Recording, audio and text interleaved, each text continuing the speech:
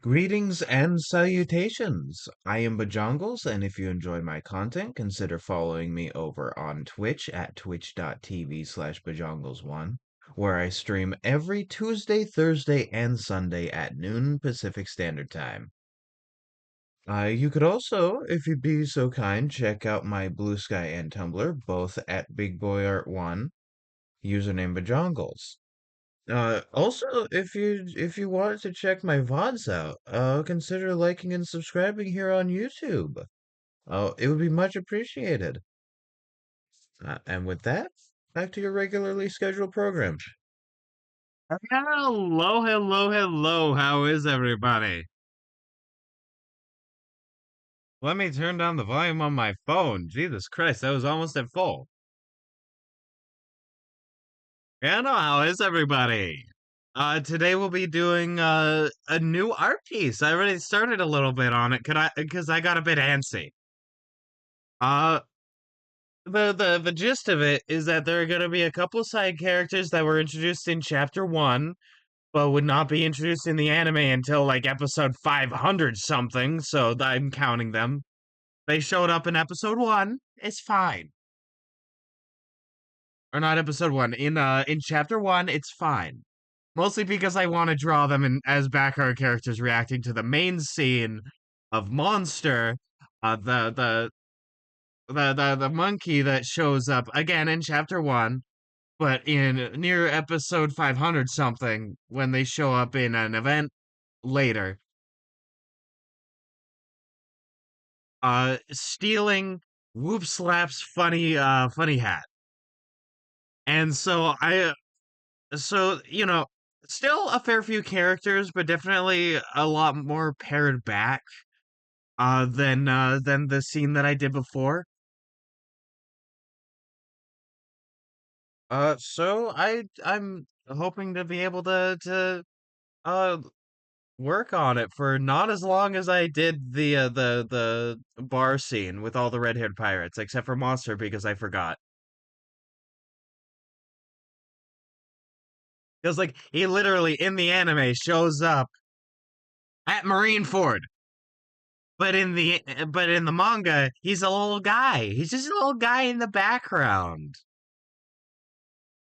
He's a little guy in the background, and he's there. So I suppose I will get right to it, but before I do, oh, but that's a weird way to buffer.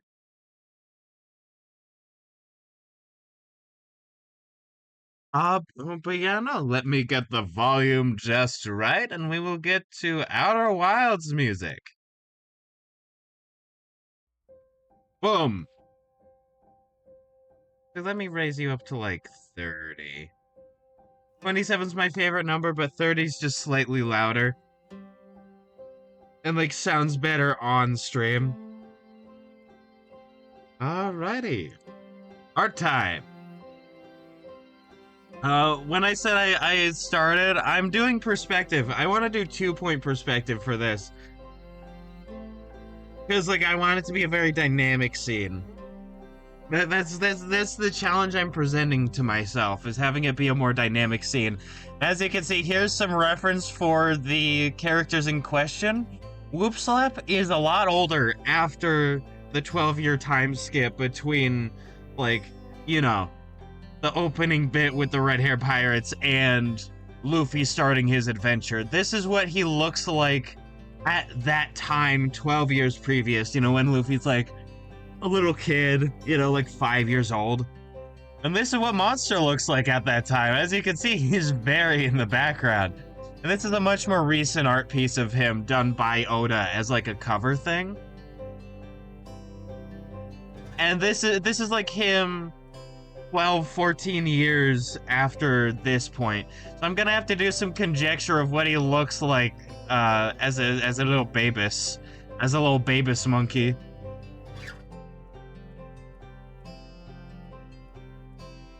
And I don't know what it is about Gyoru, this guy right here. Something about his design is really striking to me.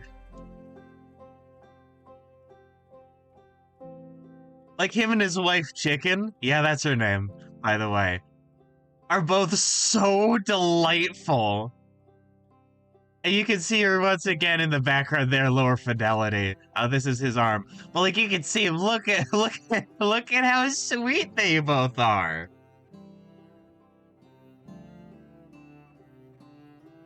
Oh God, I love One Piece.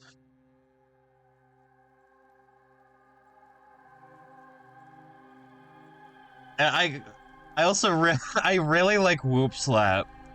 I like a lot of the more side characters of One Piece as well, kind of more than a lot of the main characters, because the main characters we see a lot of. They're not main characters as in Straw Hats, but like the main side characters that show up a lot. You know, the side characters that are integral to the story and such. I like seeing all the just normal people of the world. Right? Like this is also part of like what interests me about history is seeing the stuff that like involves the normal people. Right? I am not a big fan of great man theory for history.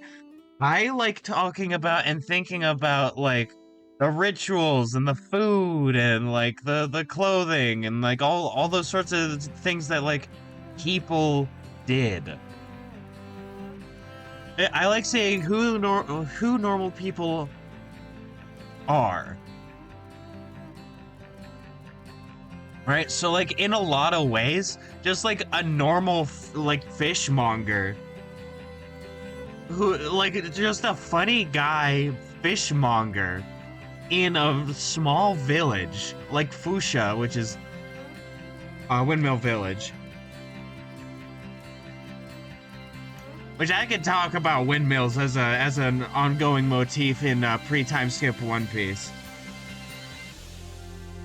Which is really interesting, but I'll get to that later once I formulate my thoughts.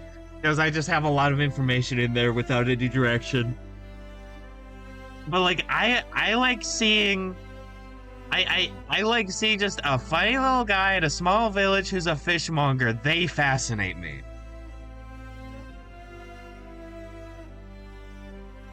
And by the way, I don't know if I talked about this on stream, but I definitely talked about it on my Discord yesterday for multiplayer Monday. Well, we were playing Battle Block Theater. Very good time. Many shenanigans ensued. I talked about like this smaller adventure I'm writing because I want to make a bunch of or not a bunch, but like a fair few smaller adventures and then put them on like, I don't know, like drive-through RPG, I think. You know, having them on there, and just having, you know, stuff that's more manageable and maybe not like one shots, but definitely shorter campaigns. Or like not campaigns, but like adventures. They, you know, modules. I want to make modules. And so that's what I'm doing. And this one that I'm doing is centered around a small village in the Marches. Which, fun fact, marches, such as West Marches, are a real thing. They are the borderlands of a kingdom. So, like for instance, the border between England and Wales had marches, and it's very well documented that in those marches, the laws of the kingdom were very lax and loose compared to how they would act. They would be like closer to the seats of power, you know, stuff like that, and like lords, like local lords in the marches, could gain nobility through conquest, which was not necessarily true for the rest of the kingdom proper.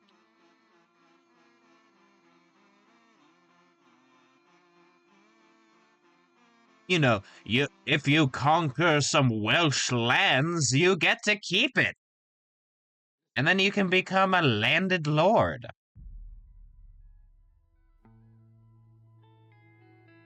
or a landlord, if you will, which are the scum of the earth.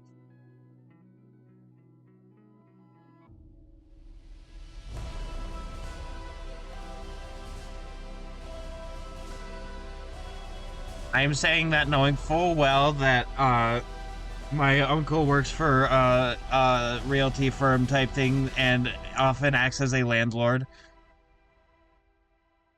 I said what I said. I am consistent with my beliefs on this. Am I a hypocrite in multiple other ways? Yes, I'm human. Of course I'm a hypocrite with some things. But I'm very consistent with this. I do not like landlords.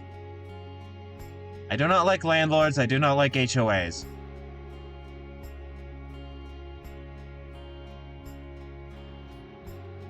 There we go. But yeah, no, you could become a landed lord through conquest. Which is super interesting. But anyway, it takes place in a small village. A bit bigger than Fandelver, because in Lost Mine of Fandelver, like the village is like 200 people. And I want this to be like 250 because that allows for some more specialization in roles. But not too much.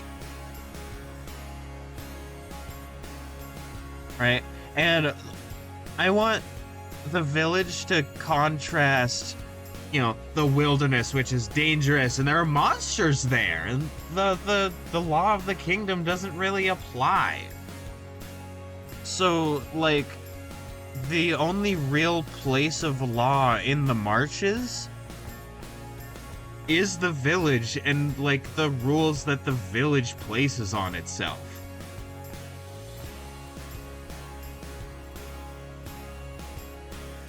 I think that's super interesting narratively. And this is not a West Marches style game, by the way, that I'm running the adventure of. It is a kind of, it definitely has exploration in it, and the wilderness is dangerous, but there's a plot. It is meant for a single adventuring group. It is meant for a single table. And one GM. And it's meant for the local heroes tier of play, which is like levels 1 to 4. Where, like, it's the fate of a village and the surrounding lands.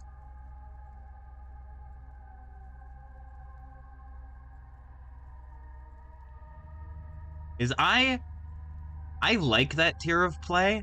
I also really like the Heroes of the Realm one. The one that's like, what was it, like 5 to 8, 5 to 9? Like, I really like that tier of play as well.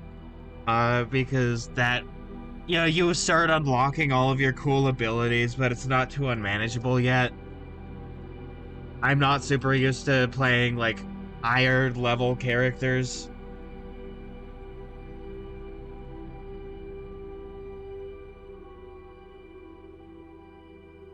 But, like, I also, I like that tier of play where stuff is starting to come in and be cool, and you're starting to get your real cool abilities.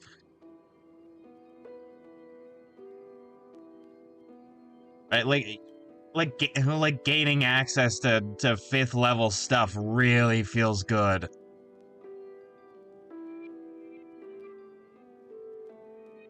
Like, it feels real good.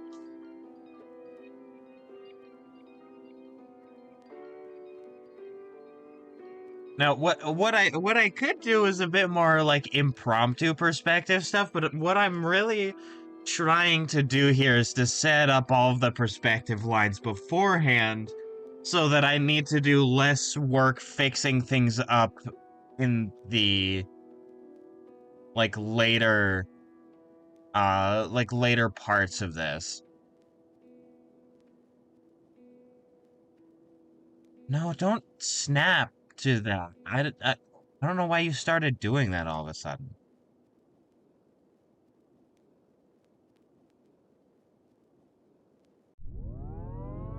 There we go. All right.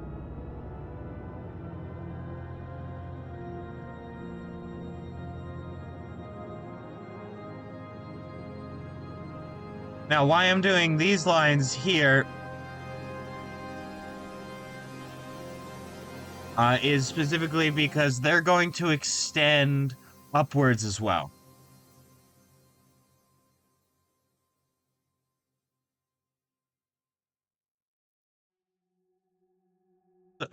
And you know, I sort of got decent-ish at one point perspective again.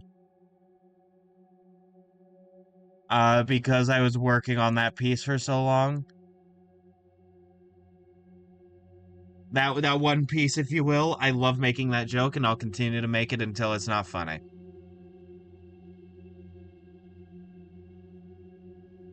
But you know, like with that one particular piece, it was a 1 point perspective scene where like everything went back to that one thing.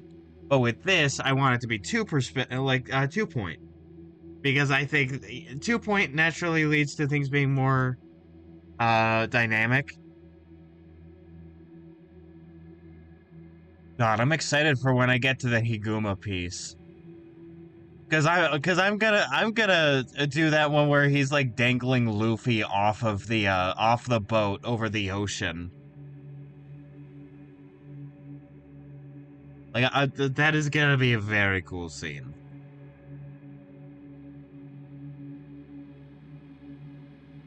I'm gonna have it all in silhouette. They're gonna be small over the ocean. It's gonna be very dynamic and cool.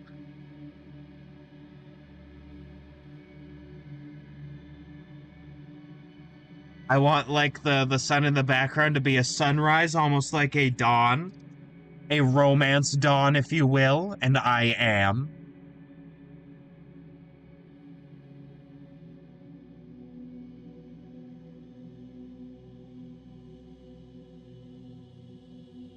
Now, these lines don't have to be evenly spaced. I just like to try and make it that. You're curving, asshole. I see you.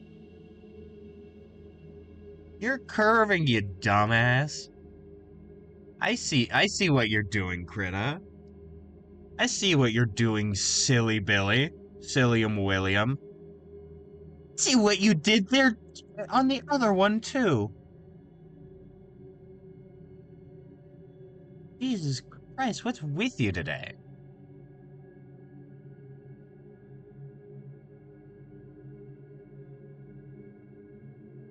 See what I... See what I mean? That's upsetting.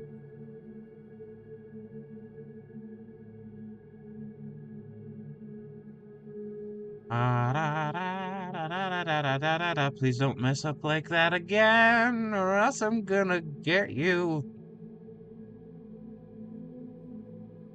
There we go. Okay. Okay, that is good. We are fine. We are fine, chat. Alright, and then this one I'm gonna have a different color to differentiate them, probably like blue. I'm starting to think, what if I did 3 point because it's so high up here, and then I can have things fade out at the top too. Oh, I kind of want things to be red, blue, green though. I'm convincing myself of something I probably shouldn't.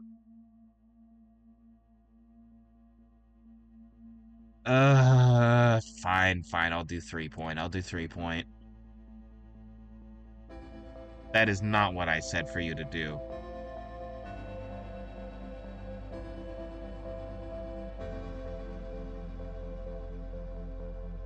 How about you calculate straight lines properly?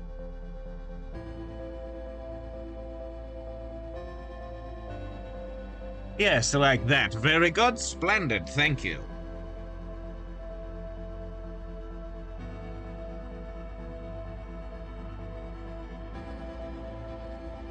I also want to start having stuff be more like watercolory and pastel, I think. Just like in general, the problem is though, I also want those really dynamic colors. I can find a way to merge the two. I can find a way to do that. I can find a way to do that. That's fine. I got some very useful criticism from a friend about my art. And it's that a lot of my shading textures and stuff look the same, even when they're different materials. So in this piece and going forward, am going to attempt to make them different. Like, you know, different in the way that they are in reality.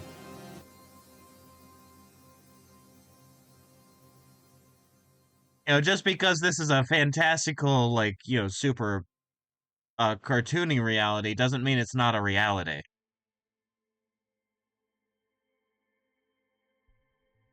And unless it's the reality where everything's made of rubber, yo ho ho, it's all gum gum. Then like different materials should have different brushes. So that this means that I'm also gonna try and like work with different brushes too. And also I wanna something I did with the with like the last piece that I do like, but also I think I pushed too much into. Sorry for the voice crack. Is that I made things look, you know, like they were in the manga, or at least that was the intention. So I want to try and keep them recognizable and within character models, sort of, but I also want to try more and like push my own style. Because mimicking in that way is valid, but it's not the most fun if you do it every time.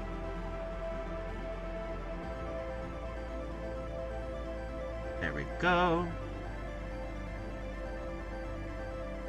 A lot of today is probably, or not a lot of today, but a fair bit of today is probably gonna be like setting up the perspective lines.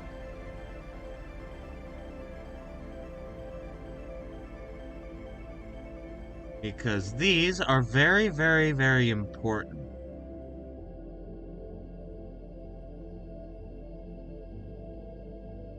Let me drink some water.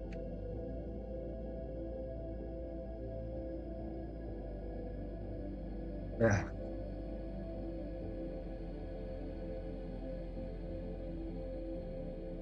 I'm already thinking about what I want to do for the Alabama. You messed up. You sly dog. You had me messing up that line. Sly dog, you got me monologuing.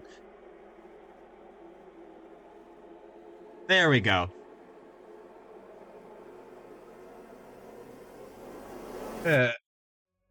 What was I saying? Oh yeah. I'm already thinking about what I want to do for different things in the Alabasta saga. And I am thinking about Crocodile. Oh boy, am I thinking about Crocodile.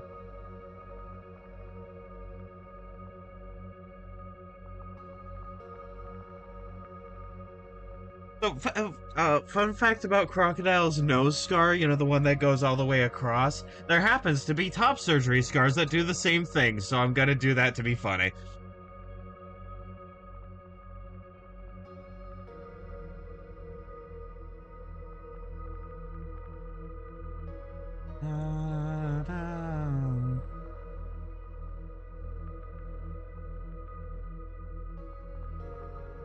Also, something I'm probably gonna do with like the women of One Piece, especially the ones that are more major, is that I'm gonna keep in line more with their pre-time skip selves a bit than their post-time skip, because they're a lot of pre-time skip designs are a lot more unique. And that problem is starting to be fixed now. But that was sort of a problem with Oda's art for a while, and Toei just kind of made it more pronounced. Is sort of a same face, similar body type syndrome.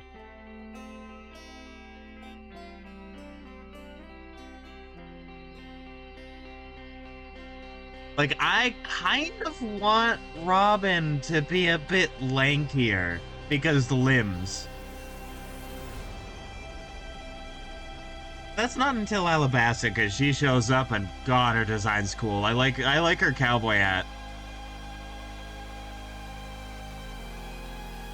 Although I'm biased, I like the cowboy aesthetic, and I also love her turtle.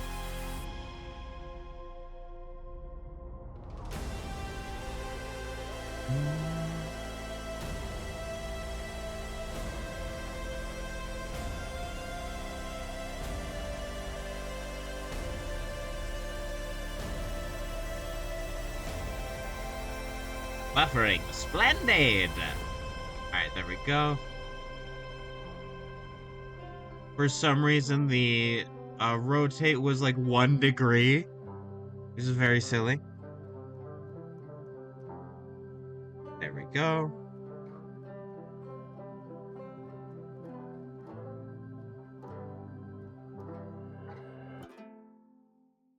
Alright, there we go. How am I sounding now? My stuff is buffering a bit. Alright, I sound pretty good, I think.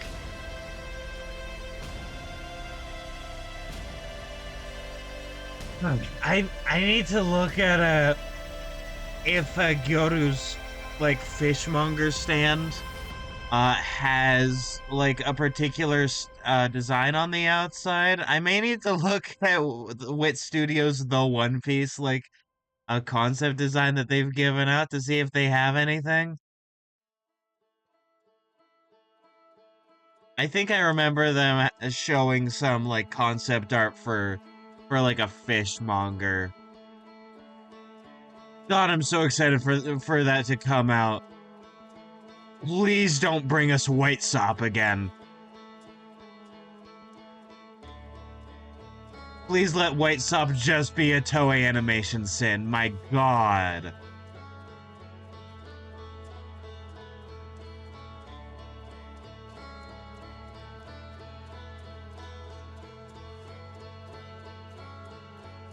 Like, even if you're going with the more pastel style like Oda, when Oda like colors stuff, he like give different like give different colors for people. There are thousands of named characters.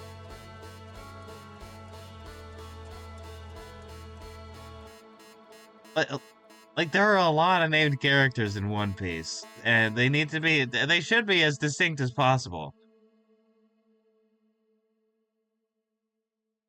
There we go.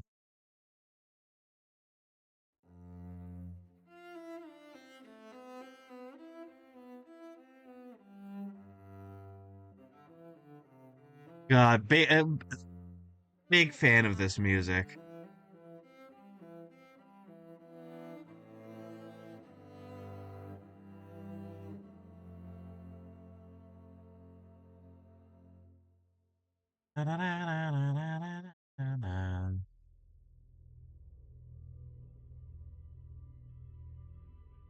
I was like, why I think zeroing out here is because the angle is becoming more shallow. You see, that is the reason. That is the reason for the season, as you know.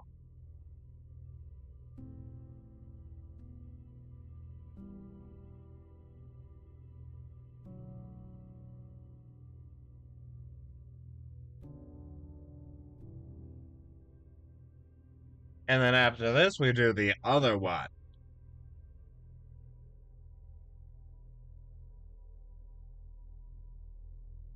and then we do the the green. We do the green, so that we have red, blue, green, and these can be the foundation of everything. This should make everything so much easier. I fully convinced myself with 3 point. Yeah. And then like at the top point in the air, like in the sky, I can have fun like watercolory clouds going around like around it, have the sun somewhere in there. Similar to how I did that one thumbnail art for Far Cry and Deep Rock VOD.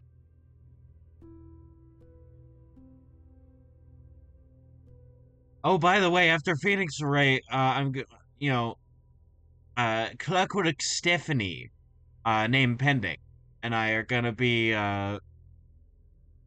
playing more Far Cry. We're gonna try and play Far Cry if and see if the server's up. If the servers are down again, we're not gonna try and make it work like we did last time. We're just gonna give up on it, and then it'll be right to uh Lego Star Wars. Because like that was annoying. I hate Ubisoft. It sucks that they make some good games like Far Cry and Rayman.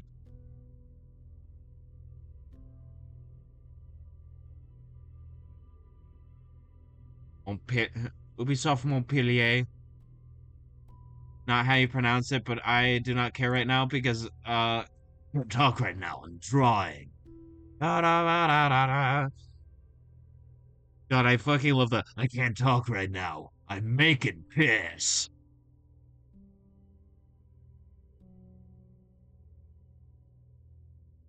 Ah.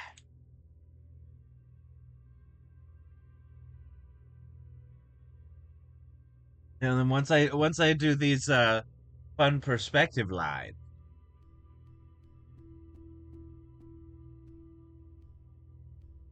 Hold on. Let me look something up real quick. 3 point perspective grid. All right, let's see how this works.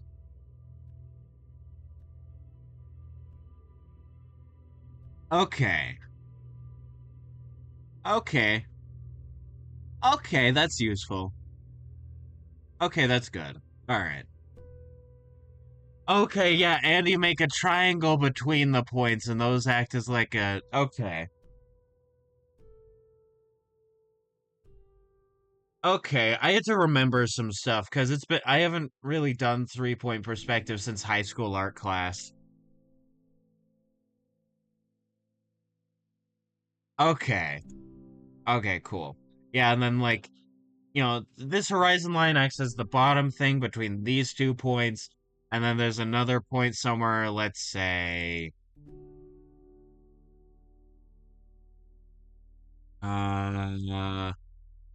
let's say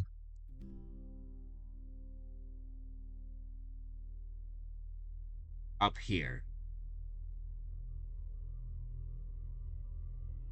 right? You would have lines that go from this point, which I'm actually gonna make brighter.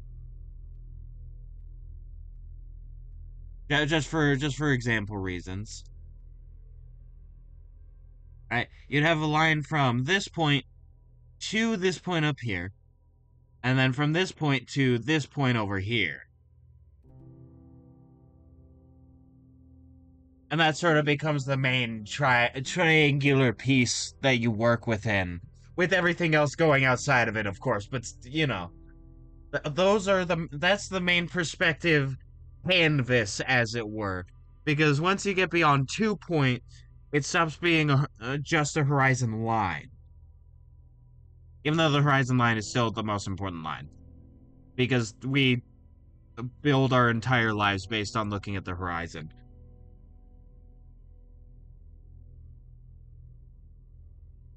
All right, let's get rid of you. There we go. Oh, for the longest time.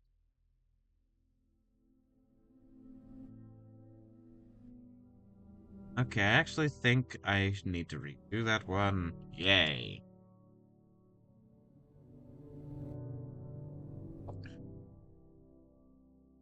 Okay, that wasn't actually that bad. I just don't want it over there yet before I do some stuff.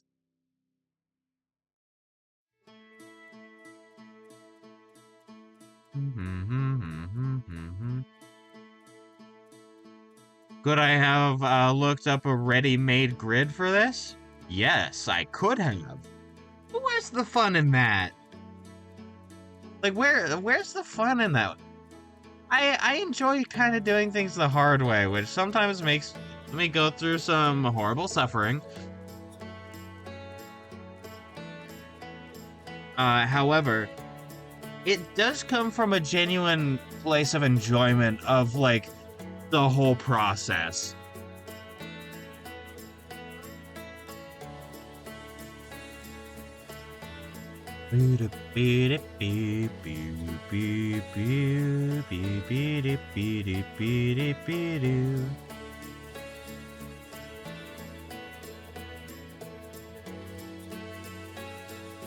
Yeah, we're almost done with this part, and then we can do this line here.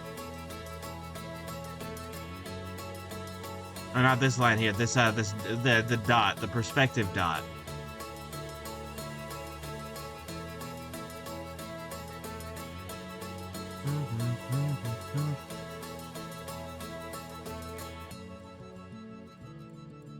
Only a few more to go, and then we do the other parts of it.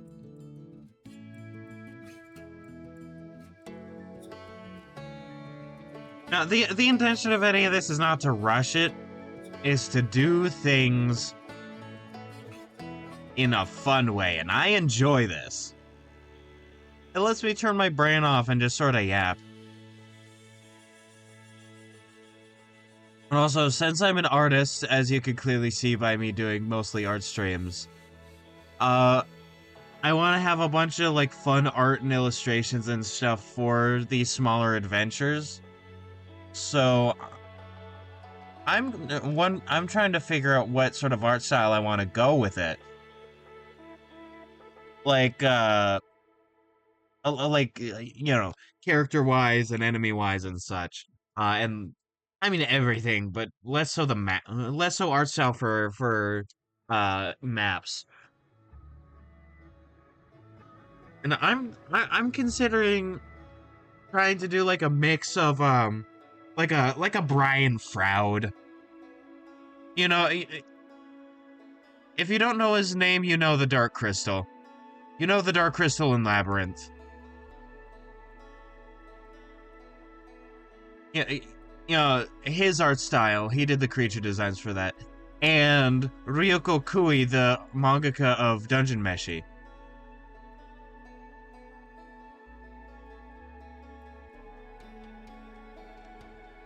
Like, having sort of a mix of those styles could be pretty fun. Leaning more towards Ryoko's art style for character design, and more Brian Froud's art style for creature design.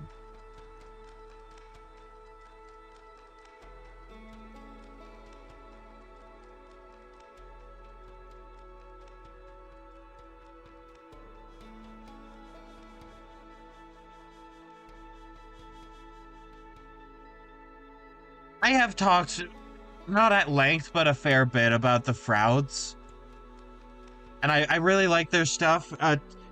Tobias Froud did art, like creature and character design for Leica's Box Trolls, Kubo, Guillermo del Toro's Pinocchio, those things.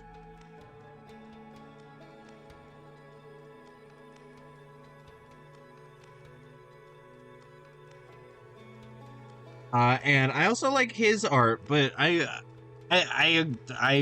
sort of want to go more for, his father Brian Froud's work.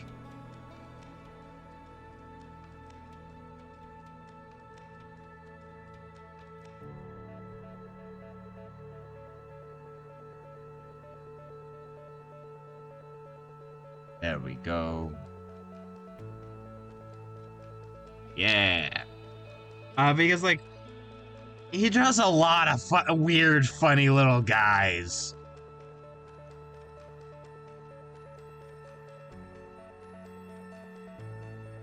And he does a lot of goblins and trolls and fairies and naked women, but that naked women thing is less important, but is good reference for other stuff.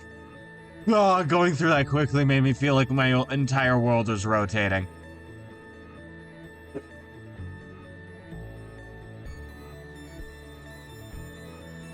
Oh. That was fun. That was a little disorienting, though. Fair warning. Fair warning, and in the past tense is crazy.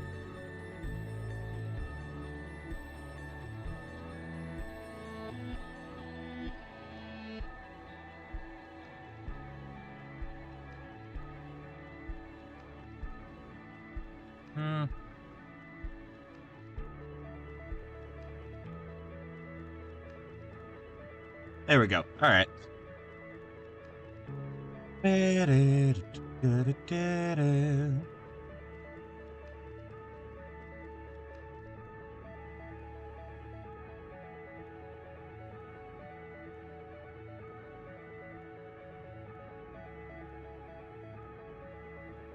But yeah, no. Now you'll be able to see more what I mean by perspective. Like, look at that. Things do get kind of wild on the edges, but that's part of the fun.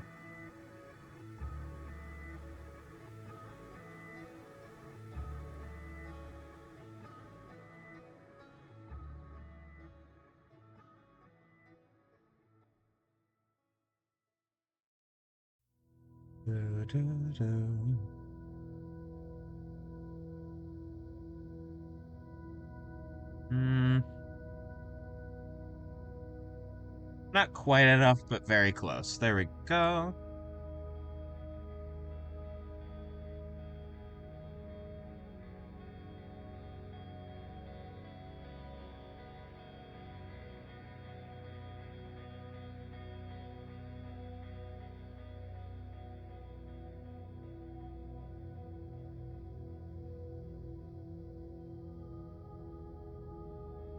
And then as more of these lines sort of start to formulate, it really shows the sort of 3D-ness of the scene.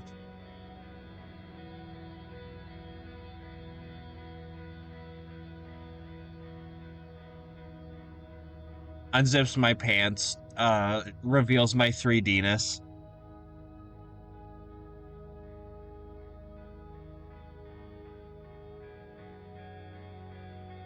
Man, that was certainly a joke.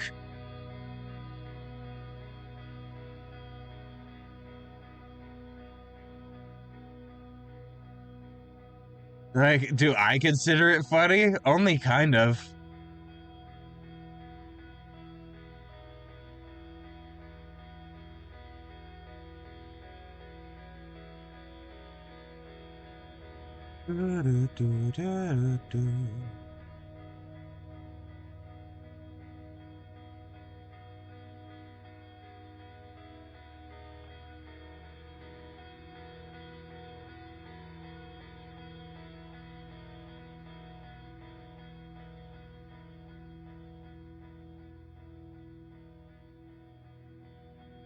Ah, I can't wait for this later to make a lot of stuff less work.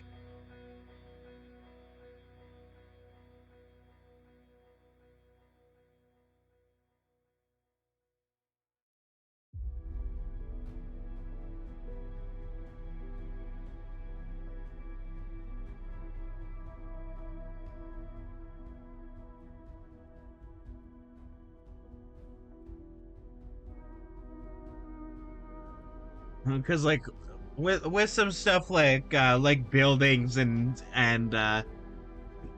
you know the street cobbles and shit like that, Just being able to follow the lines is very convenient. The problem is, though, I have to make the lines.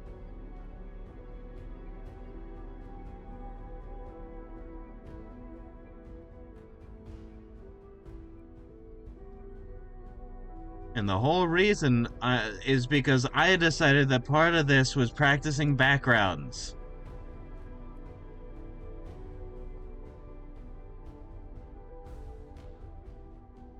So you're seeing me improve at doing backgrounds in real time, chat.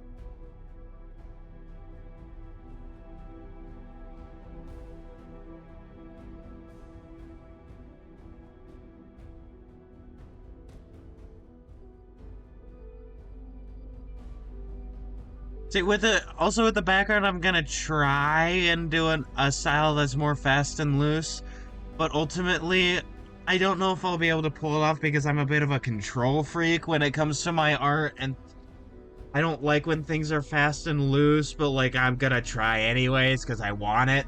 I want to get good at it.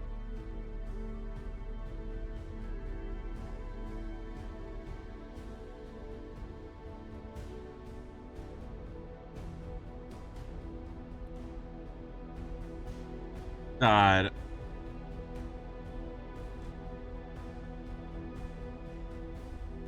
Doing the One Piece fan art, this is 100% sort of a Sisyphusian task.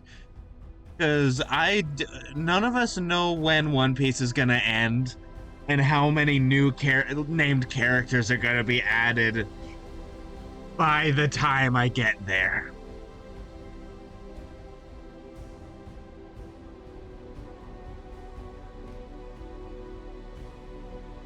It should be cool and awesome. And if I do end this within my lifetime, I'm gonna fucking cry. We're gonna like if this series does get finished, like fully finished, it's gonna be like a massive One Piece style celebration. It's gonna be a big thing.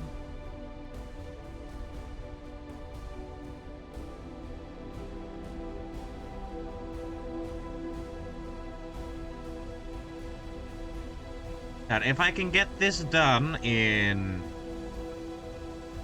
a reasonable amount of time, oh boy, it's gonna be good.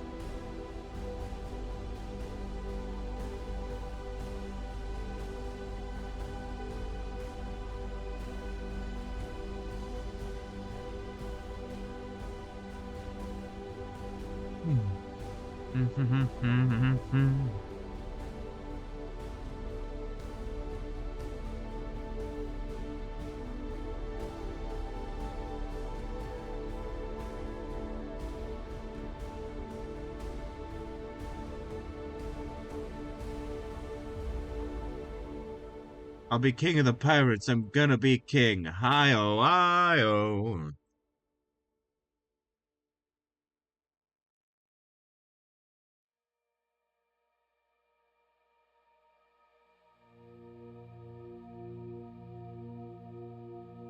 His name is One Piece.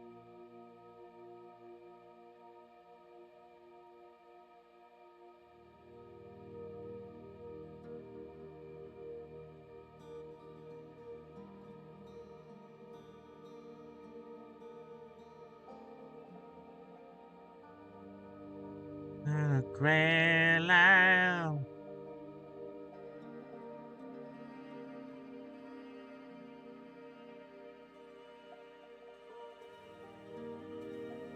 All right, all right, we need a new One Piece live action. You know who's gonna play Luffy? Jack Black. That's right. This is Jack Piece. I'm gonna be king of the pirates. Set sail for the One Piece.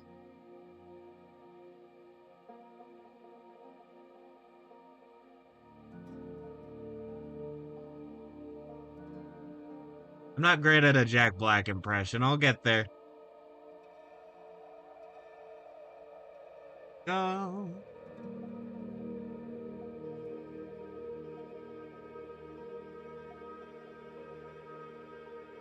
Snap like that, you son of a bitch. You son of a bitch. It's me, the Lightbringer. There we go.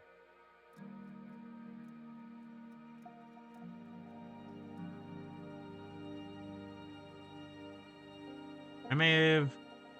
Nah, that's actually kind of perfect, honestly.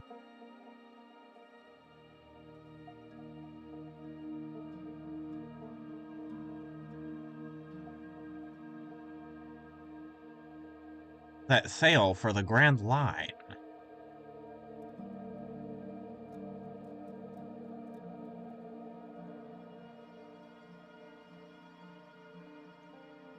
And another thing I'm excited for when One Piece is over, is that I'll finally be able to properly write for a One Piece game that I've had in my brain forever.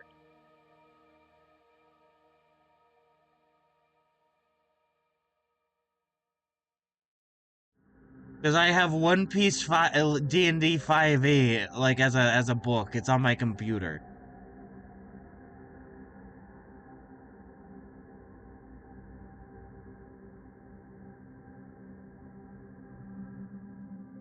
And I want to have it set in the West Blue instead of the East Blue because it's funny, and they're not pirates because they established this themselves. My future players have.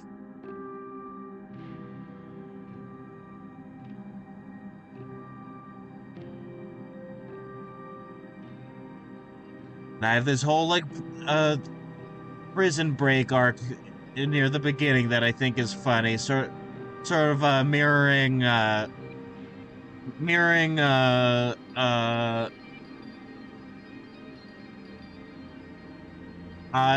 like mirroring the Impel Down arc and G8 because those are some of my favorite like things right now. I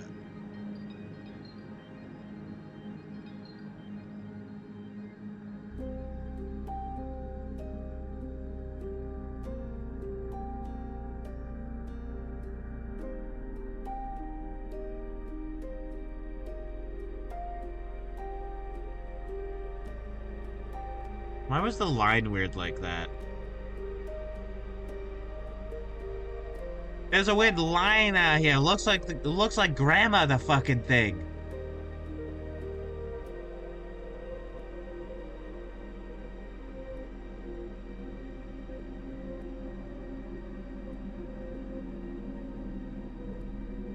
Behold, the Grand Line. It's mine. It's mine now. You can't have it.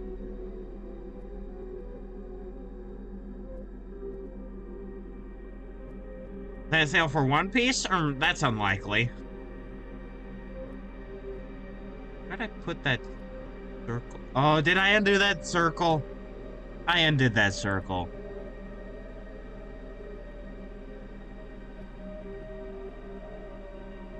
Oh, I undid that circle because I did that thing and I had to undo it. God damn it.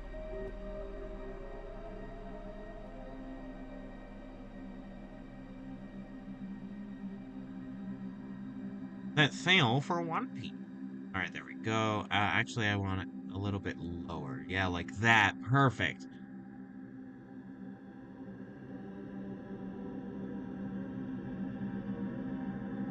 And then make it bigger so it's more visible to me.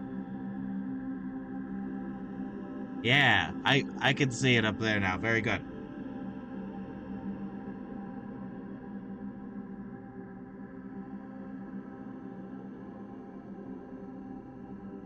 Oh man, one of my absolute favorite like characters that was like come up with for this funny game is Zolo, the Four Guns fighter.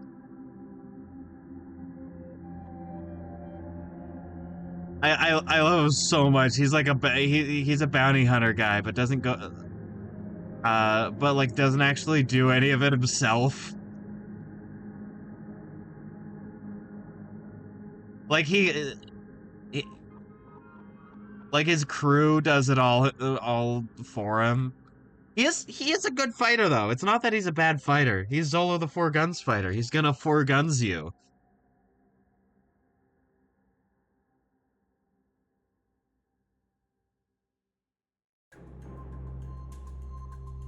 and I want, and sort of we came up with some fun antagonists who are like the fruit mafia, and they look like fruits. So like there's banana, Walter melon, Dragona fruit, no, Dragona fruit.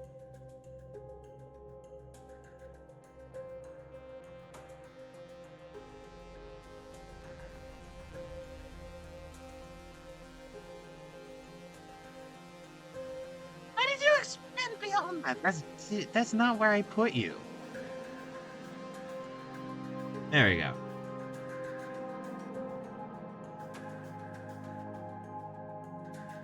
Because the West Blue fascinates me because God Valley it was there, and so was Thriller Bark.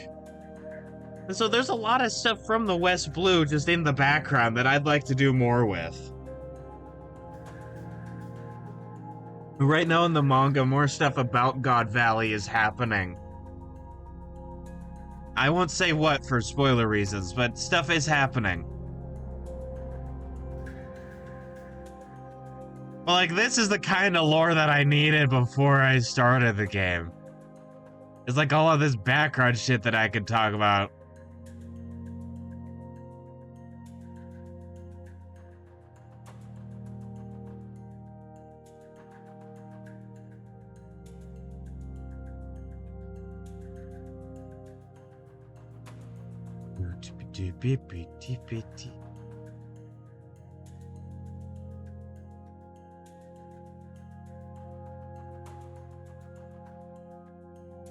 It'd also be fun to give them bounties because they escaped prison and are dealing with shit, but have them not actually be pirates.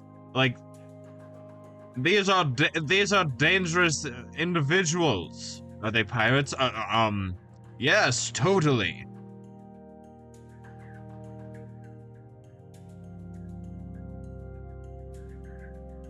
Yes, totally. Don't worry about it. Don't pay attention to the fact that they don't actually perform piracy.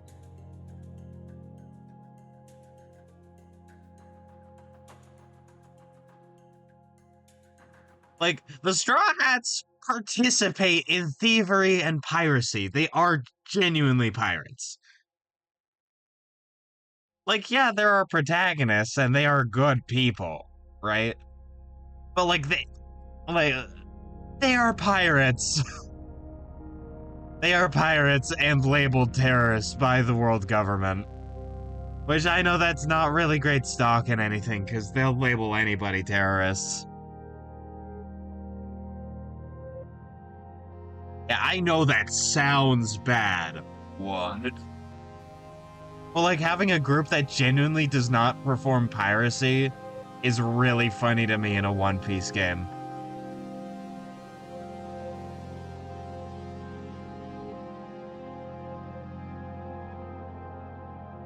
I have the... Like, the idea is... This isn't what, like, he's gonna end up going with, I don't think. But he talked about this. One of my players, future players, talked about making a character who has the actual rubber fruit, you know, the actual gum gum fruit.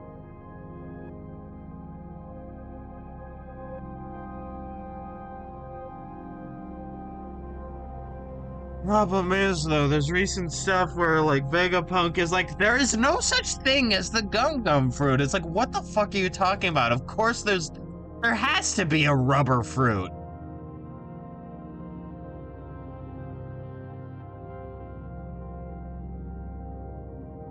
Like, that is, out of all of the fruits that are not mythical, like, rubber is like the least weird idea. Like, he can get really freaky with it. That's not the thing. It's that, like, of course there would be a One Piece fruit, like devil fruit, of rubber. There's mochi, for God's sake.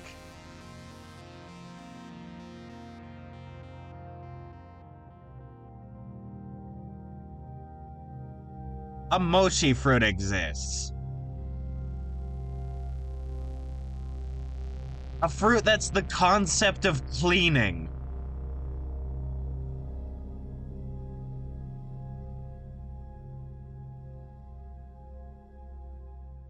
Like, a fruit that is all things doctor, but also really weird. I'm looking at you, Law. Like, like fruits get weird. And they're super cool, and I'm making an executive decision that the real rubber fruit does exist. The gum fruit.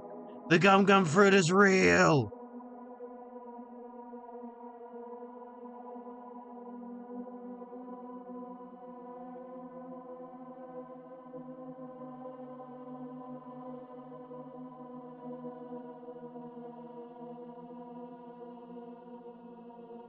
I love how these, because of the angle, just sort of naturally like get more squished together and thus look smaller.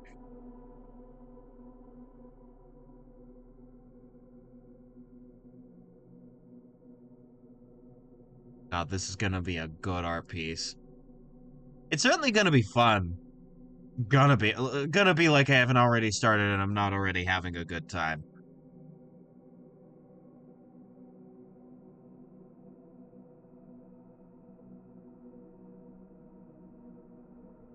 Cause I'm having a good time.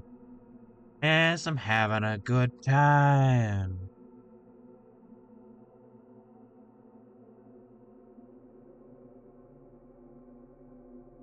Don't wanna stop at all, yeah.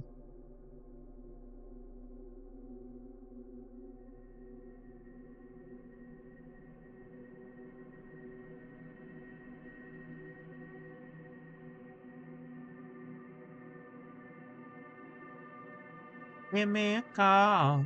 Don't stop me now.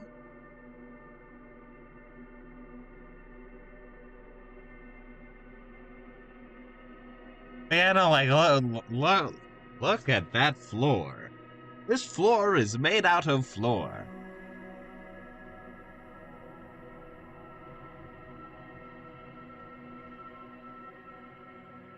I think with the top perspective, I'm just gonna have things go all the way around for it, because that just makes more sense because of what I want to do.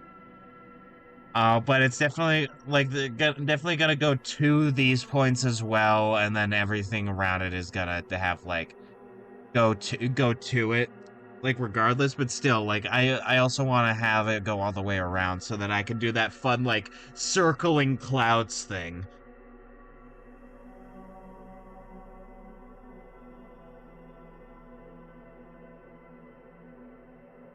Don't stop me now.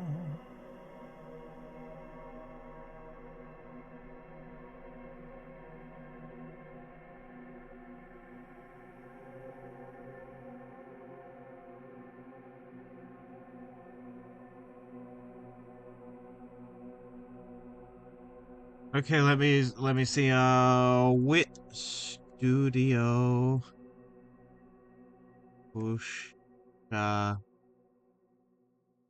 Village.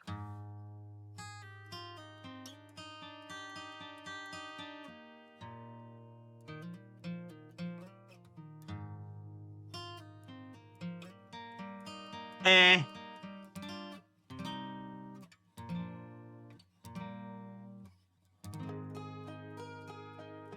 I can take screenshots and look at reference later. It's fine. But, like, they're going really in depth on it, from what it looks like, with Studio. I'm so excited for them to come out with the One Piece. Like, I don't care if the heights are gonna be as high as Toei's heights have been. I just care that the average is better. Because goddamn, they're going into it without having to like do a lot of that weird episode thing that is done for reasons by Toei, because like you know, they're going alongside the release of One Piece the manga.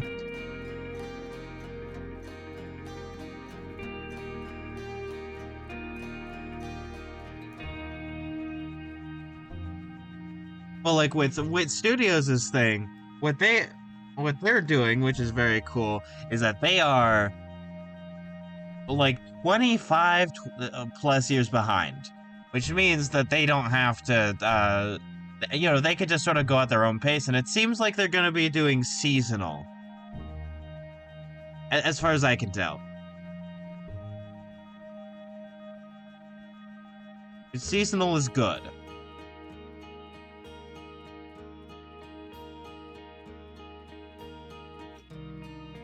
I hope it's still long. I hope it still ends up being long.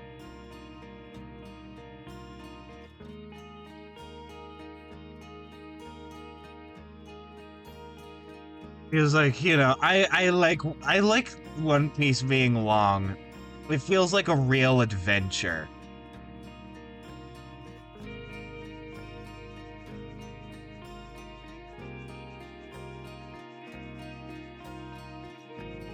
I guess ultimately that's like really what I want from Wit Studios The One Piece, is that I want it to feel I want it to have like that adventure feel.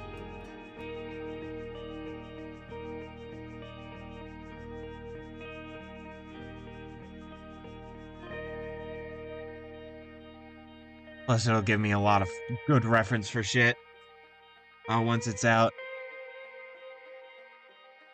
I I wish to see more news on it, however, to see how it's coming along.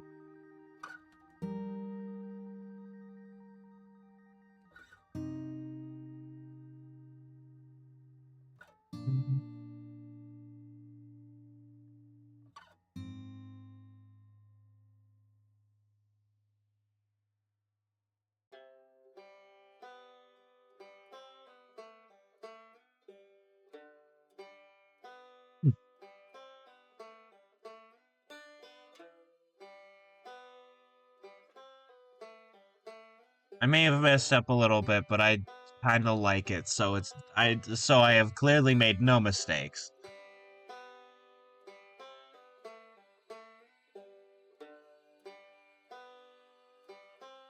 No mistakes have ever happened in my art ever.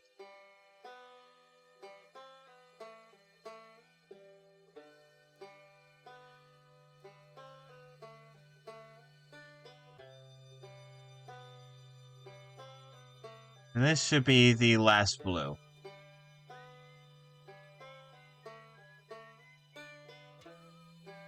God, my heart is filled with love for the universe. God, this music is great.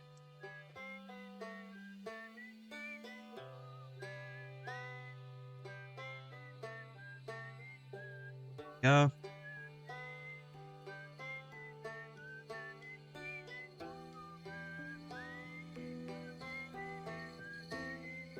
And now we're on to the green, fellas. Let me give you some contrast before I do this.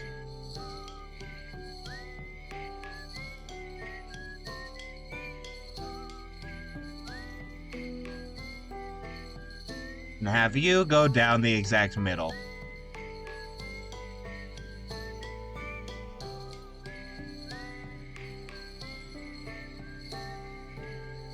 Just because that's easier to plan things around.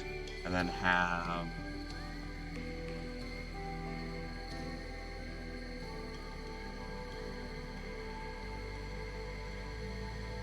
Yeah, have you.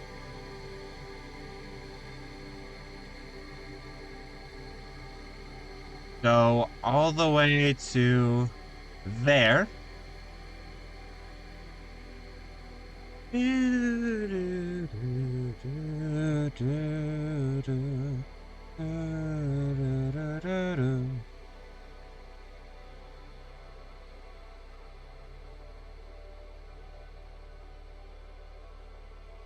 Go down as far and fast as I can so that I can get to you.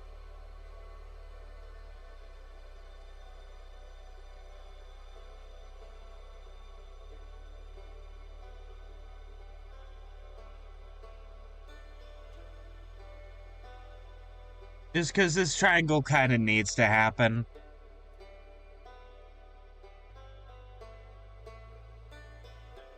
However, now I can have these go to the corners, and that's very cool and awesome.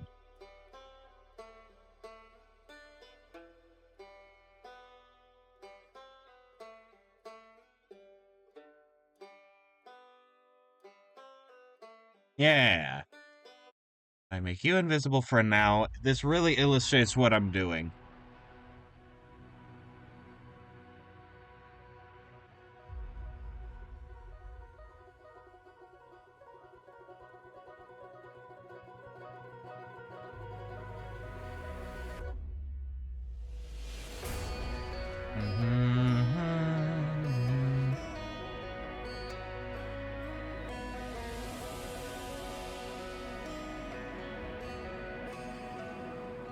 There we go. Let me lower my own volume real quick, but not the volume for you.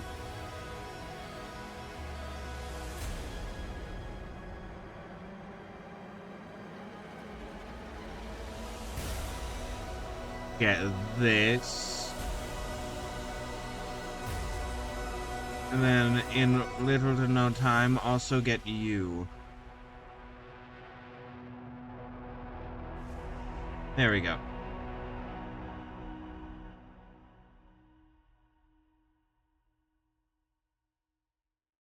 Ah. Isn't it wonderful, Gordon?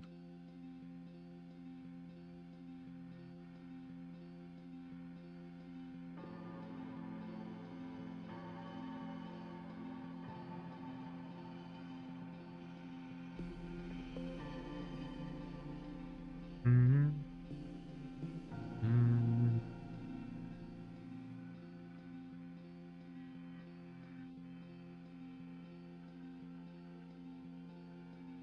Have I talked myself into making this way harder than I originally wanted it to be? Yes.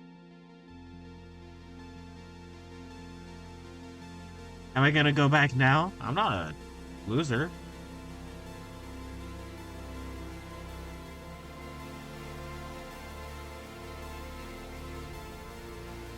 There we go. Let me take a sip of my water real quick.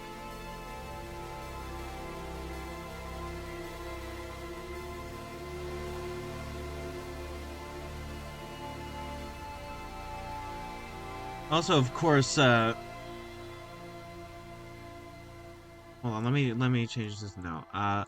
Once this is done, the opacity of this will be lowered so that I can do just like the general sketch around it. Let me change the name real quick. Perspective. There we go.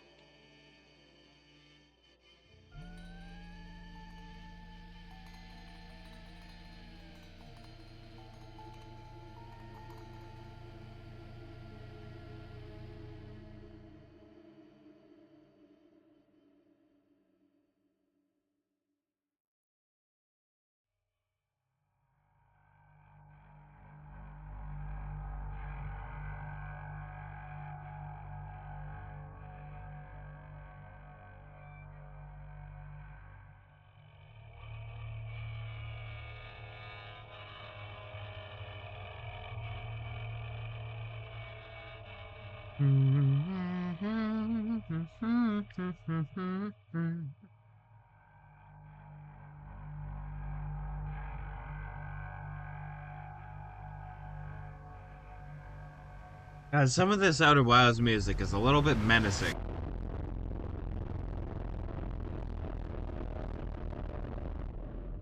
I wonder if they've made any games since Outer Wilds and its DLC. I hope so.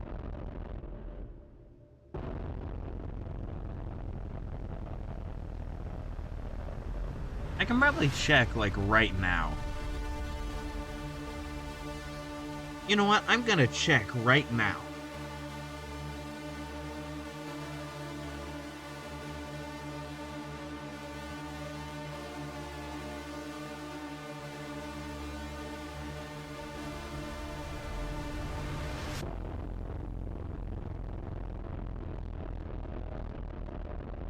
developer.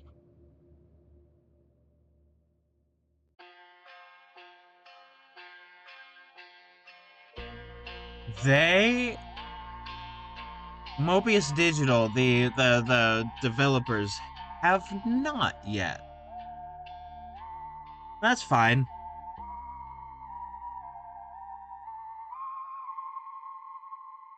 They are a part of, once again, Annapurna Interactive. It seems like a lot of the games I'm interested in happen to be published by them, which is kind of silly.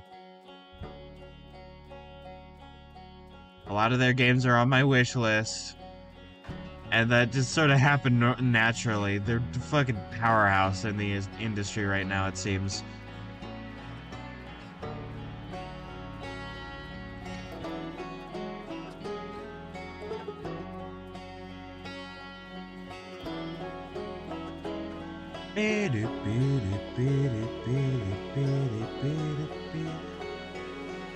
Oh, you know what I could have done? I'm gonna undo all that because I have an idea of what I could have done. Yeah, that's what I would have did. There we go.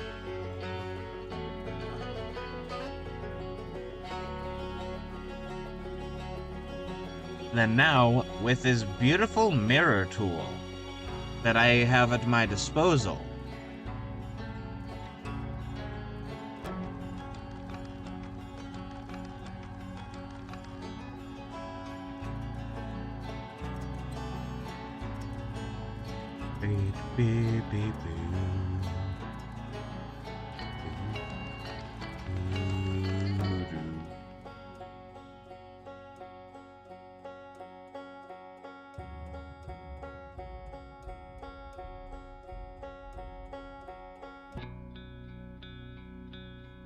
then this cuts my work time roughly half.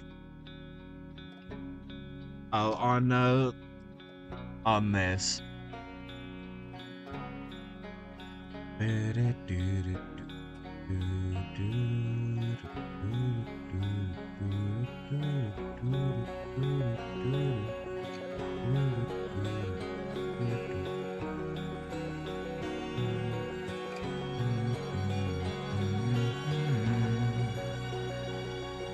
Sorry if I'm quiet, I'm just sitting back enjoying this goddamn music.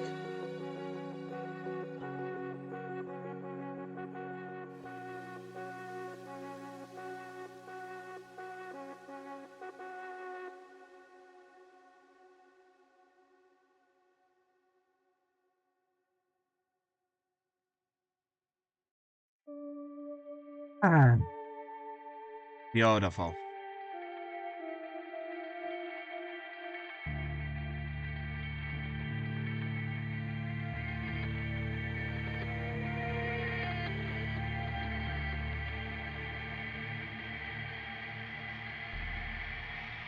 Something I was thinking about was when I'm working on the D&D stuff to change my category to D&D, because even though it won't be playing it, I will be working on it, and it's kind of disingenuous to say art when I'm writing a D&D adventure or campaign setting or whatever have you. So I think I'm gonna change the category.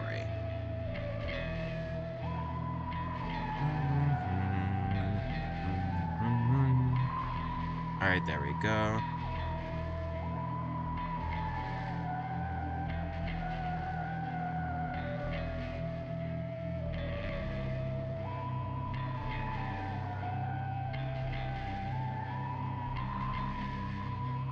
As you can see, it is sort of having the amount of work.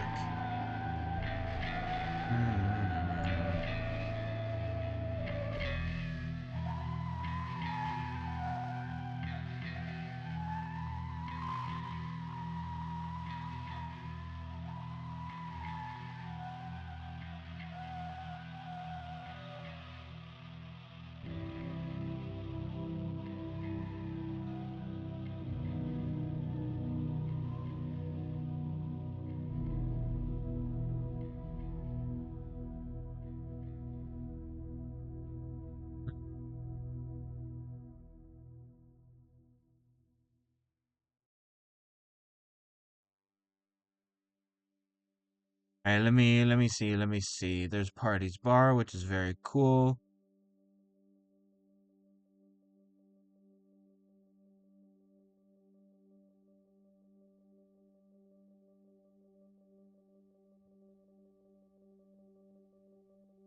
How'd you get that image of the silly guy?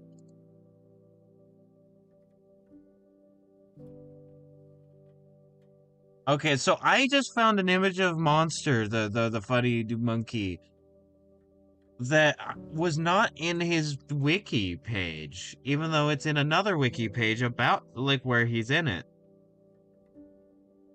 That's so silly. And it's very helpful to me. Let's see. I think it's from episode of East Blue.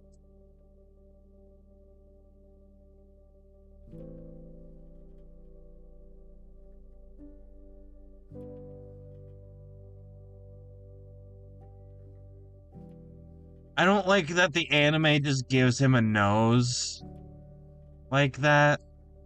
Like they just kind of give him a person's nose, and I'm not big on that. I'm really not big on that because I like the way it is in the manga better. Where it's like, the nostrils and then it goes down. Like there's kind of a nose there, but like it I don't know. It works better. I like it better.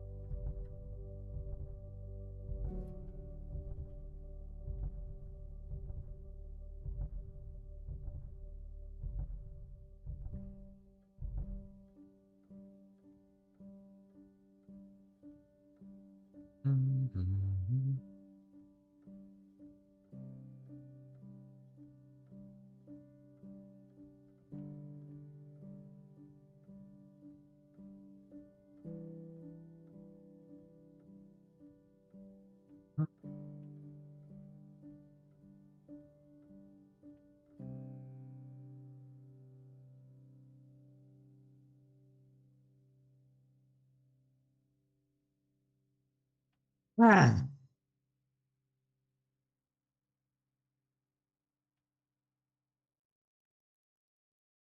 have a whole image in my mind with a lot of foreshortening and fun dynamic character expressions and poses. I hope I can pull it off. I'm gonna be honest, I'm not sure if I'll be able to pull off exactly what I'm imagining. But I'm sure whatever I do get done is gonna be worthwhile.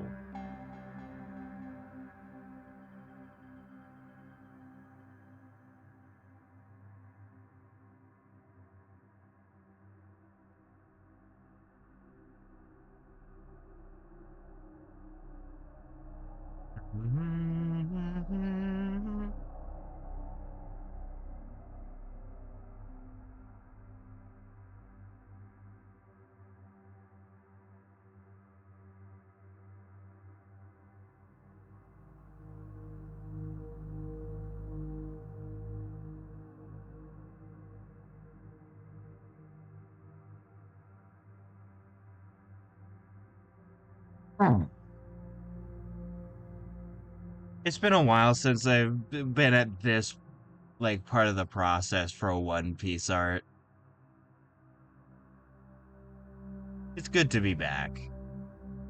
Sorry that I'm sorry that I'm a bit quiet. I'm just sort of taking it all in. It has been a while since I've been at this point.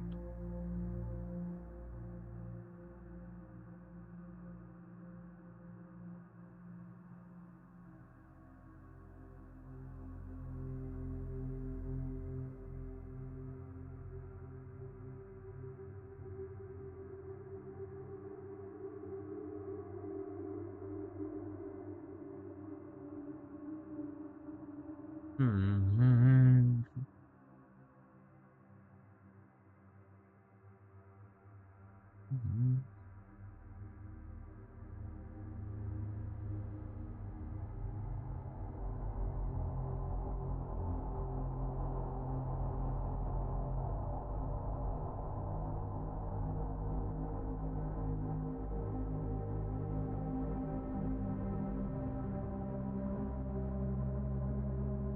If I didn't procrastinate on some other stuff, I could have probably done this off stream and been like, boom, here's this perspective grid. Yes, now let's get to the fun stuff. I mean, this is fun, but it's not exactly the most entertaining to watch. You know what I mean? Like, I'm having a wonderful time. I suppose that is what matters.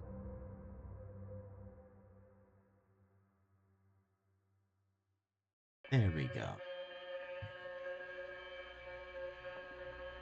Oh, also, when I start college back up on the 22nd, it'll be morning classes on Mondays and Wednesdays. So hopefully multiplayer Monday does not get affected, but it might.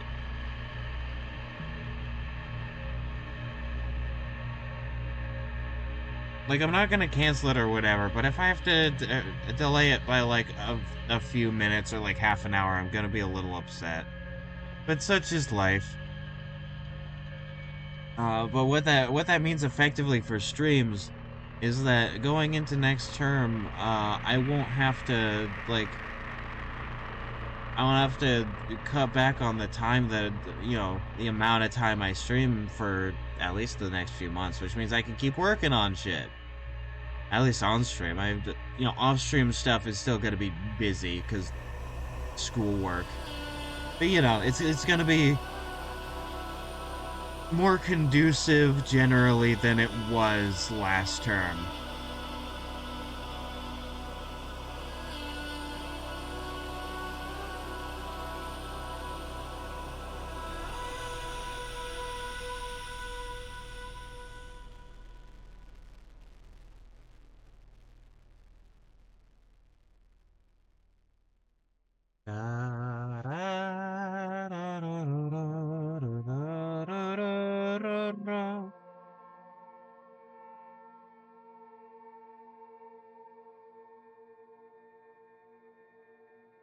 Now this'll also get me used to shading, highlighting, and shading fur, which is something I need to learn how to do.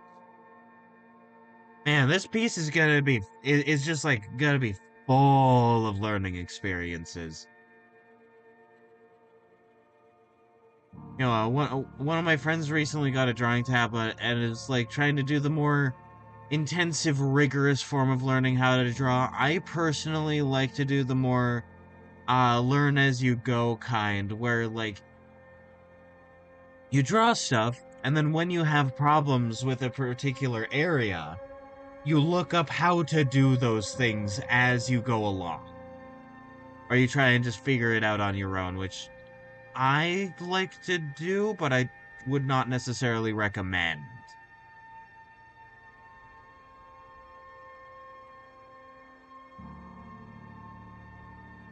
The problem is there are certain things that really come down to personal style. And so like, you can learn the general ways that things actually are, but stylizing is a whole nother skill that you kind of need to learn on your own. So I need to figure out how to properly shade and highlight fur, for the sake of Monster, who has a lot of it and is going to be big in the foreground.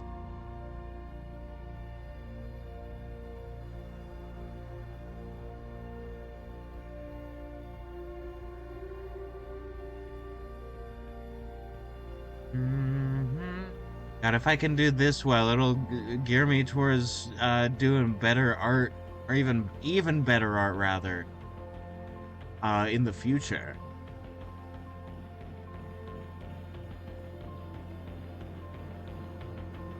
There we go.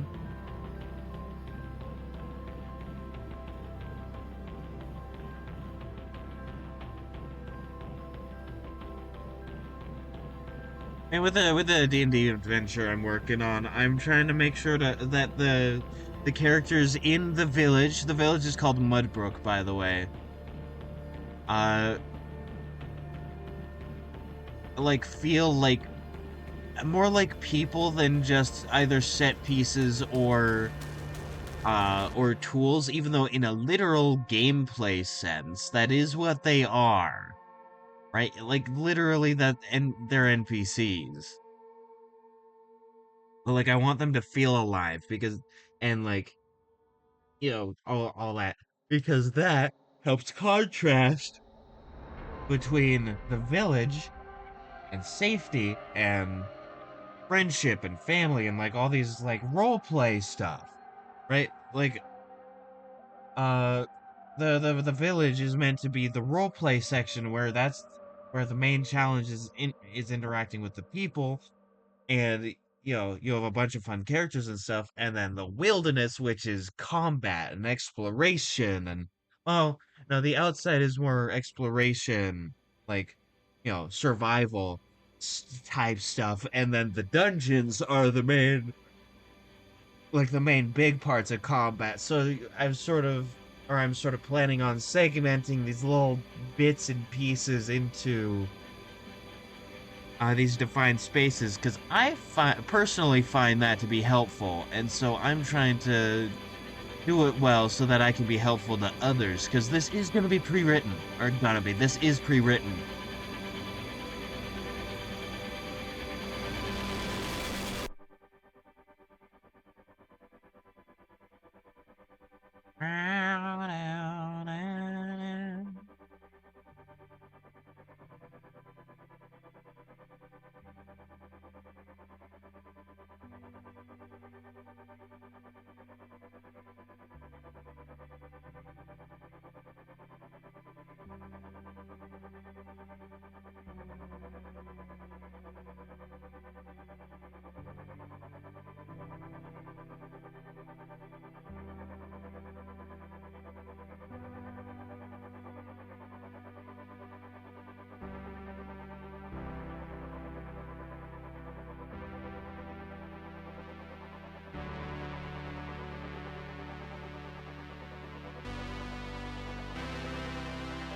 Oh, boy. I feel like I'm making good progress, because this is probably the most important part of the entire piece, besides actually uh finishing it. You know, that big final stretch, as it were. That makes like everything look good suddenly.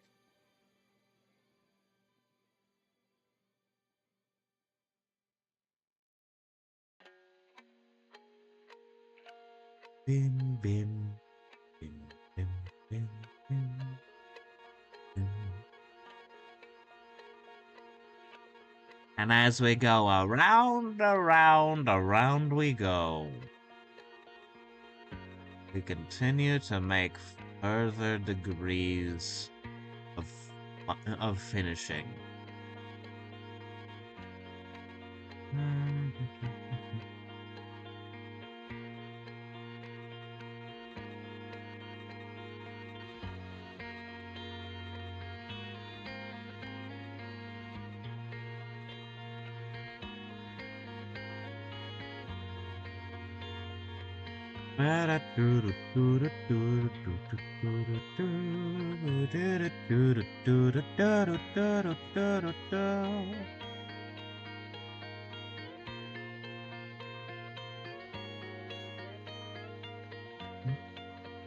Alright, there we go.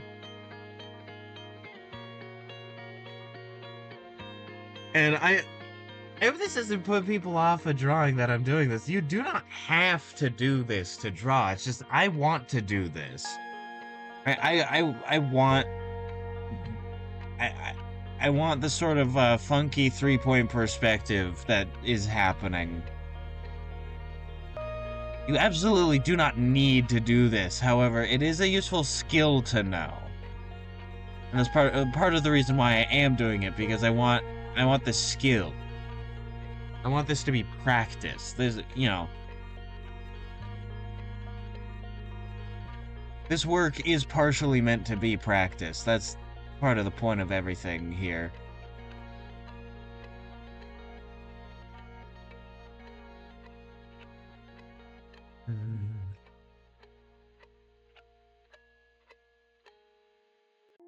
I wonder if I can find like an honest to goodness calligraphy pen brush.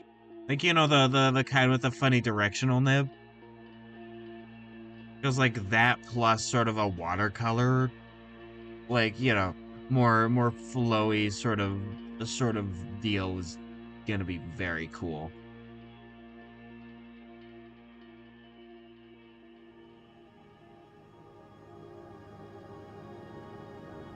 I love early One Piece with all the watercolor backgrounds.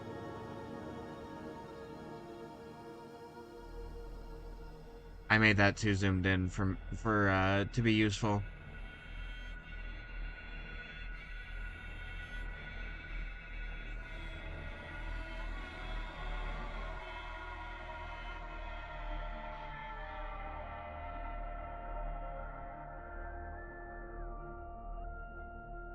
There you go. And unfortunately, this part becomes solid, but that's fine because we can follow the rest of the line and then sort of center a point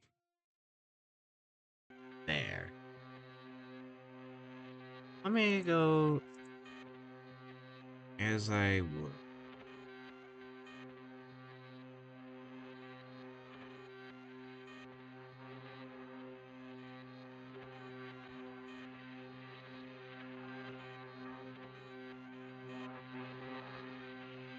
There you go, and then just continue to redo this as I go along in order to keep that there, and then at the end have the points be first and foremost. That's useful.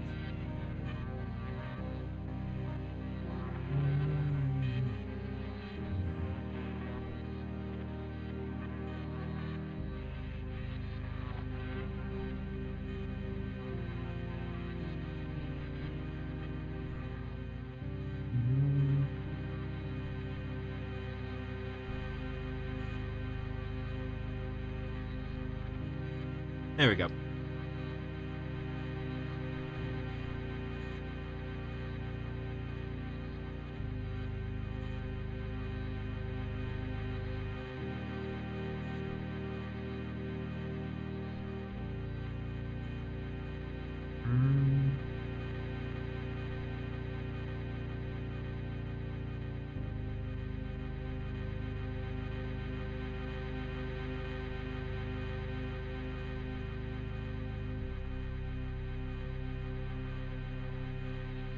Ah, the basis of our world construction line. Ain't that special?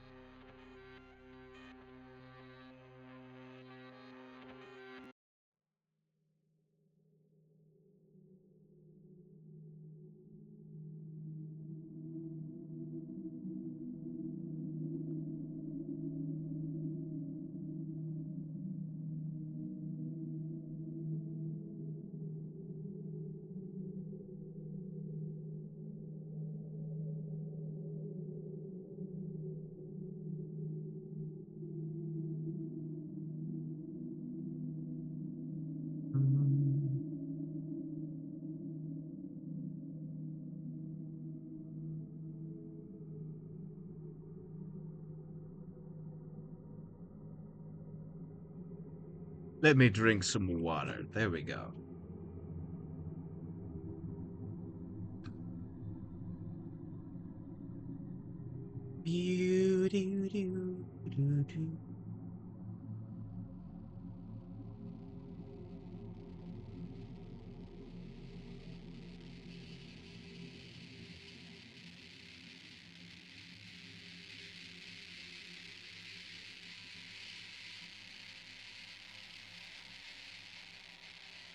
Pattern that's forming because I'm using the mirror tool is very pretty.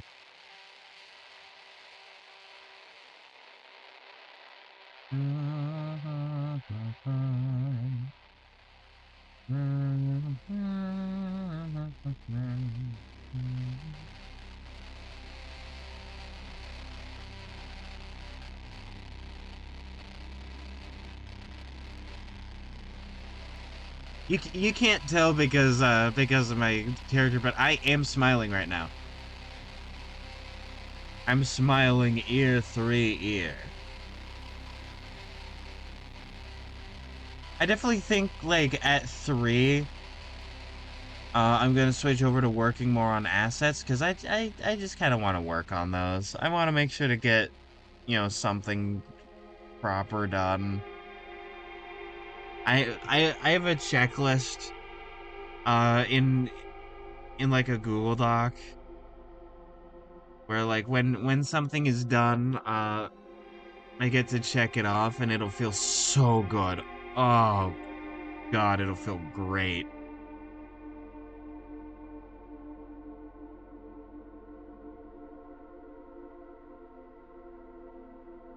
I swear. There we go.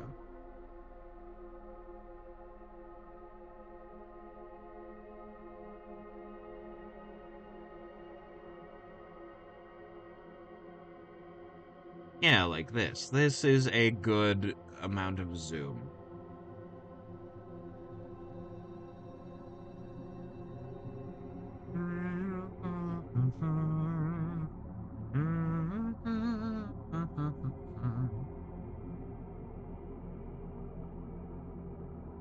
I think that would be smart and something I see like everybody, like not everybody, but basically everybody who works on backgrounds do is work on the background first, or like, pieces with backgrounds.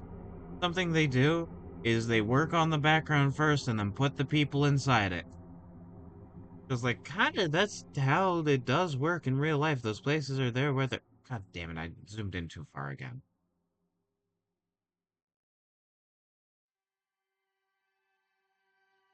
There we go.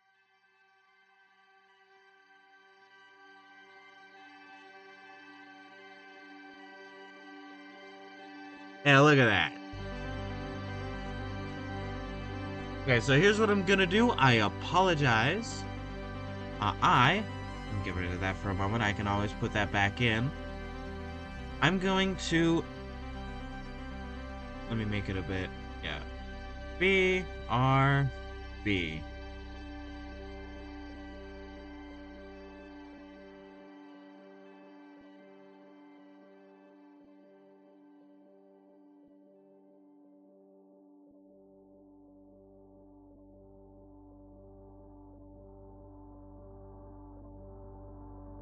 There we go. I will be right back. Enjoy this beautiful music chat. I have returned. Let me put my headphones back on. Hello, hello, hello. How is everybody? I got some water. I did some other such business. Hello. Let me get rid of the BRB text. Yippee. Ah. Now let's continue, shall we?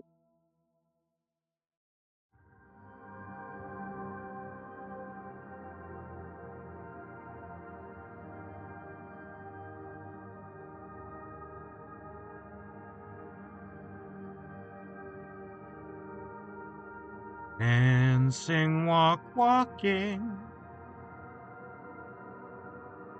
Why did that not work? Let the bird out of the cage.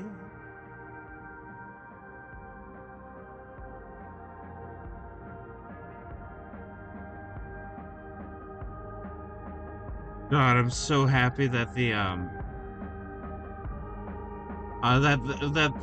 not only this year do we have an entire new game soundtrack worth of music from Tilbert Fox, but also Silksong music, because YouTubers are eating so good right now.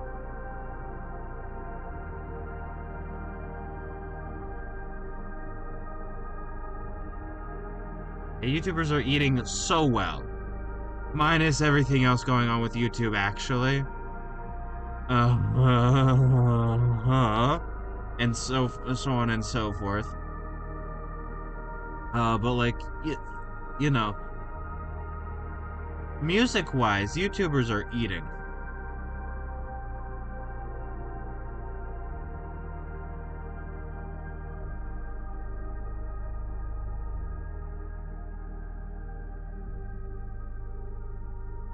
Out of the, out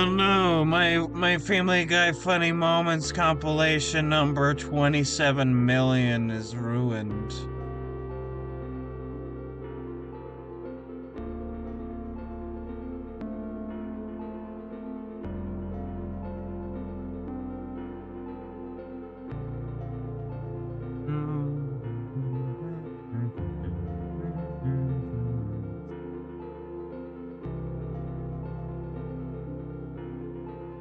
I could also have these go up, but I kinda don't want to, because that's less important to me.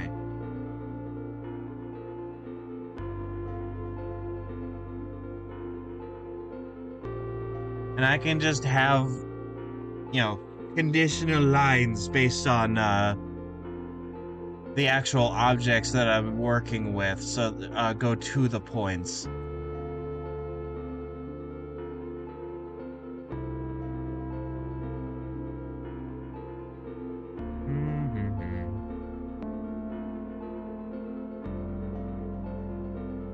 That is looking pretty good so far.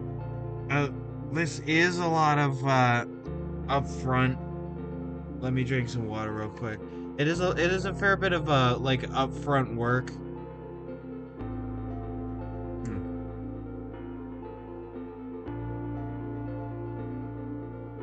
But like I think it'll be worth it. Let me. No, I don't want to add pattern. That's potentially later. I don't think later though.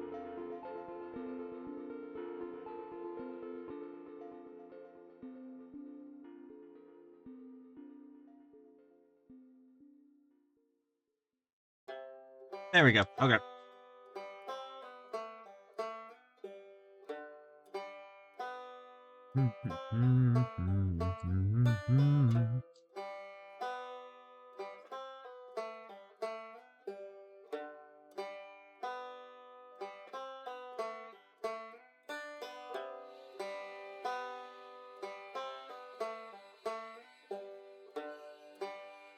What will some of these perspective lines realistically be used for? Clouds, mostly.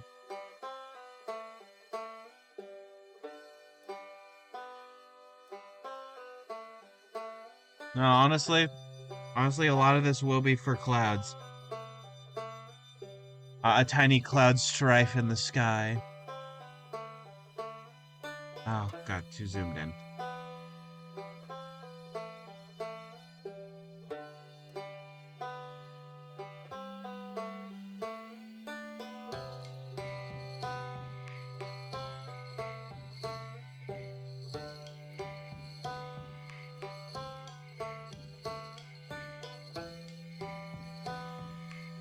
Yeah, things are coming along pretty nicely. I could make that better all around.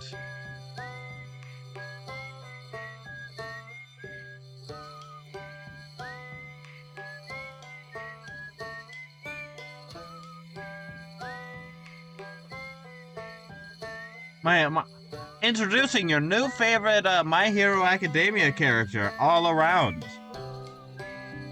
He's there.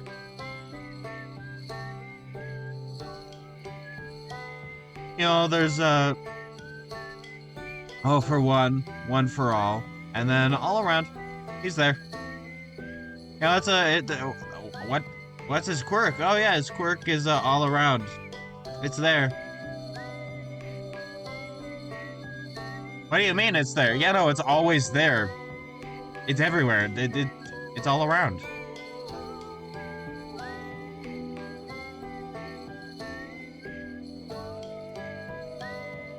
Yeah, congratulations. Happy birthday.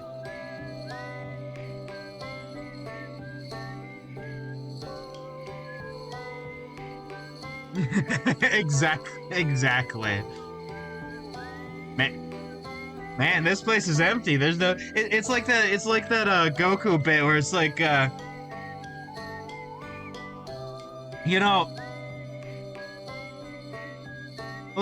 let's say for example, Birmingham has a really strong showing this year. Did somebody say strong? And then Goku comes in.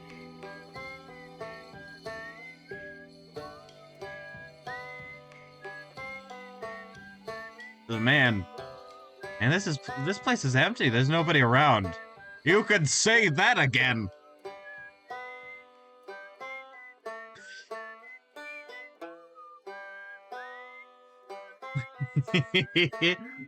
You know what? If my current character dies in the My Hero game, My Hero Vigilantes game, that is gonna be my next character.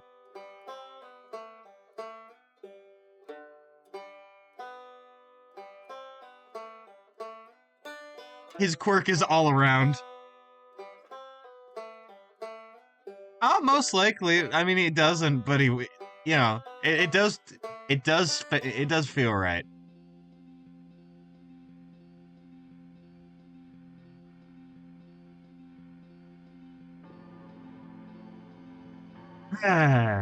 Let's see how. There we go. All right, that is good.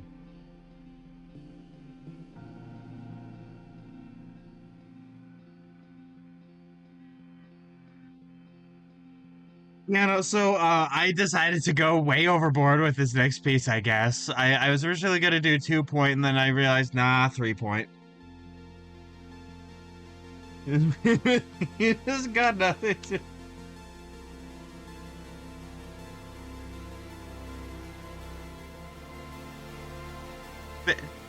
This isolated cave has had has had nobody in it for thousands of years. How am I here? God, All Might says I am here. All around says, why am I here?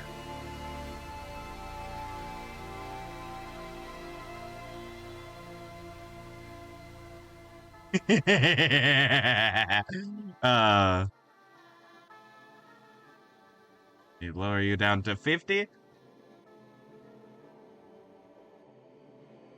You came around at a pretty good time. I just finished up this vaguely gestures to all the lines I've done. This.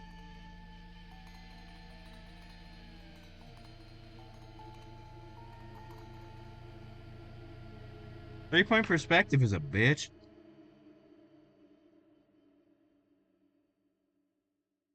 But boy, am I excited to do it.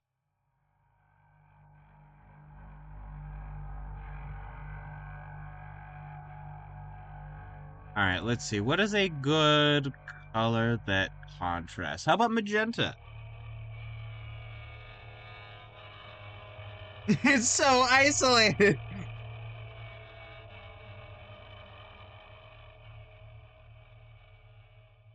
No. Oh god, so I was like, it's so isolated. And then he comes in.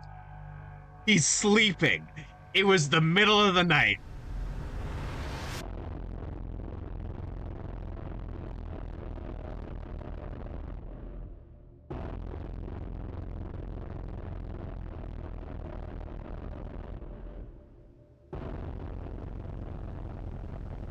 Just, where am I? Okay, I'm trying to debate where this street should start.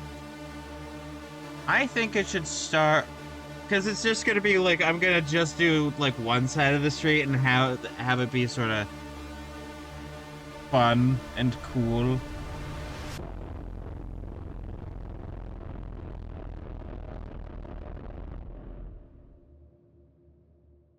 Cool and fun, super cool and fun.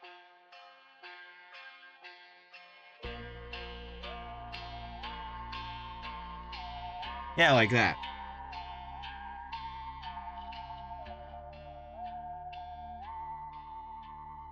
What are those like abandoned building YouTubers? Or just like here we are in this abandoned mall. Where am I now?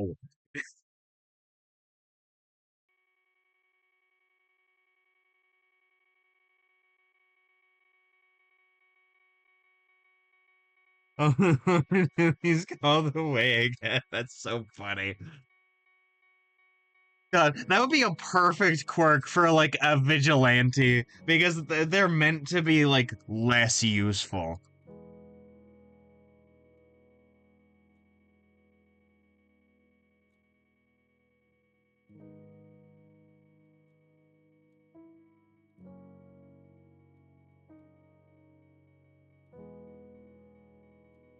Okay, let me. I'm trying to find some good reference, and the thing is, a lot of it's from the 90s.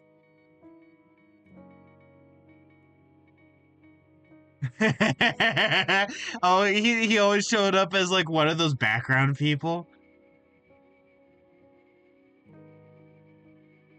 God, and I bet he looks like the everybody sees this man in their dreams, even though I've never seen that man in my goddamn life.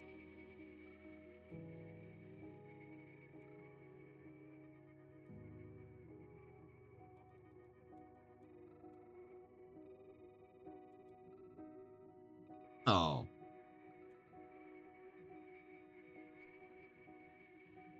I found some interesting reference. It's very low fidelity though. I can find some better ones later, but this is just for sketching.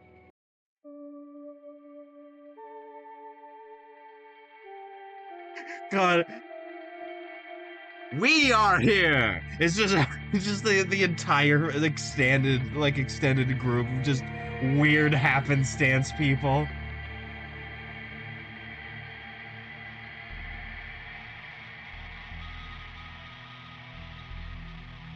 I want him to look kind of like him.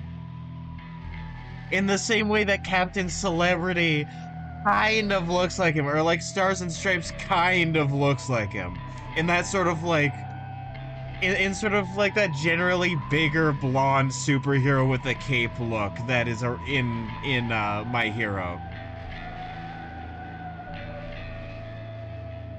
You know and also like the big smile.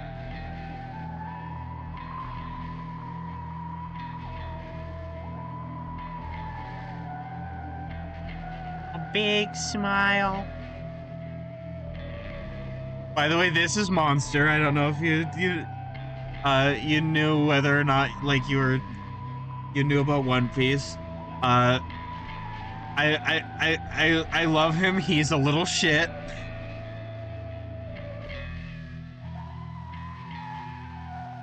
What role does he play on the crew?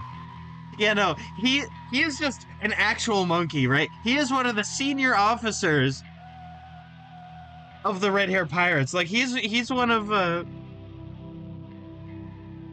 he is one of the head people to Shanks. It's so funny. And his job on the crew is that he's one of the musicians.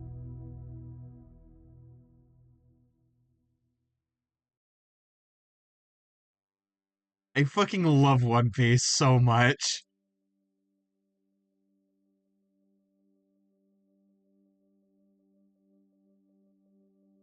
I was partially stalling so I could get the screenshot that I took.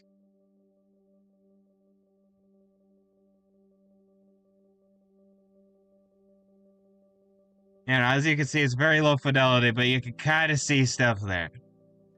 Uh,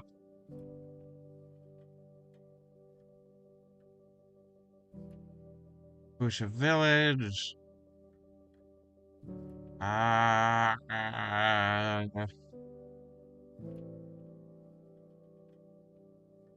please, please, I beg of you. I can actually just close you. Actually,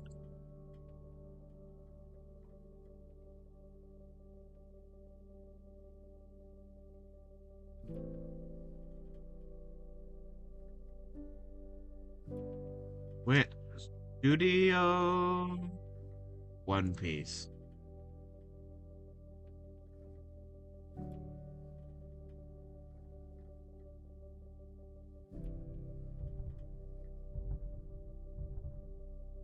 Um, Busha Village, please.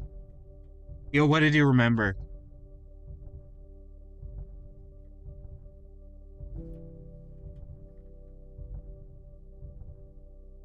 I don't want react because that's gonna give me gotcha life. That's gross.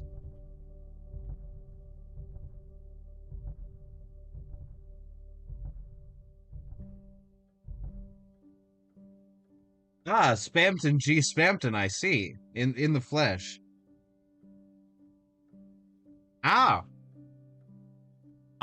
good to know that if I see John Lennon with Spamton glasses, then I know it's you.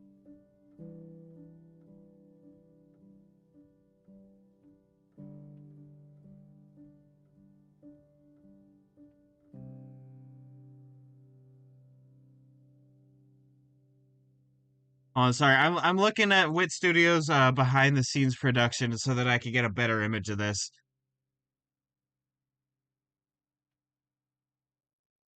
I have to look at the actual like YouTube video of theirs. I apologize.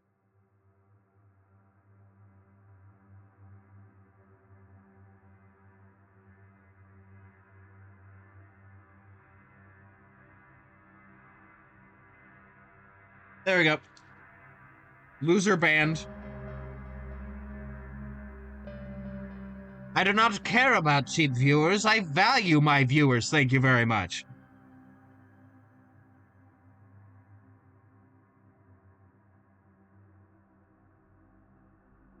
So I am skipping through to try and see because what Wit Studios is doing is they have like a whole 3D like scene of entire locations that they're working on, and one of them is the village that everything starts off in. And I'm trying to find the specific thing because the wiki is not gonna tell me what the fish stand looks like that I need to know about.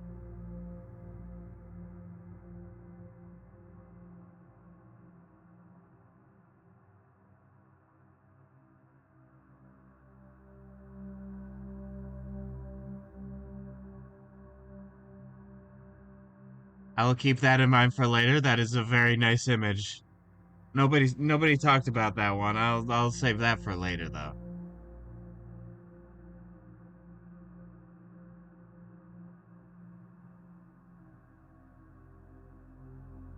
All right, let me please.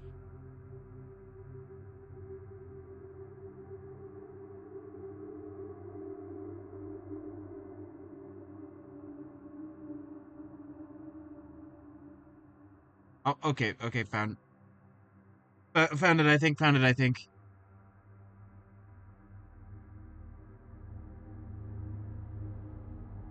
That'll be useful for later. Once I get to, can you believe we're still in chapter one of introduced characters?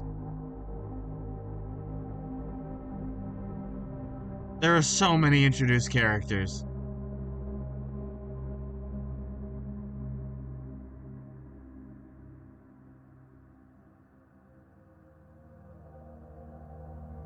Okay, it showed a thing. They showed the kind of thing I was looking for, but not what I was looking for. Okay.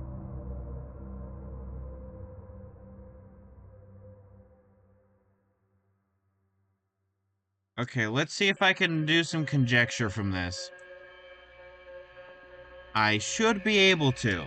I should be able to with my epic artist eyes. My epic anime eyes.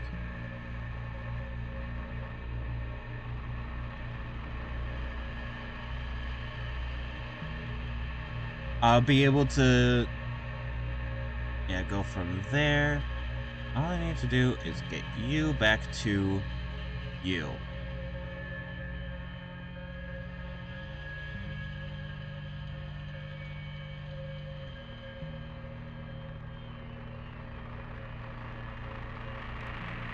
And then I could just sort of be like, yeah, here's the street. That goes off to the side, yep. And then just sort of cover it all up.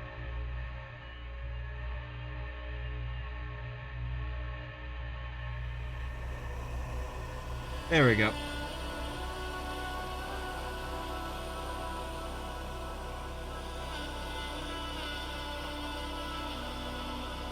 Then have this first house be like,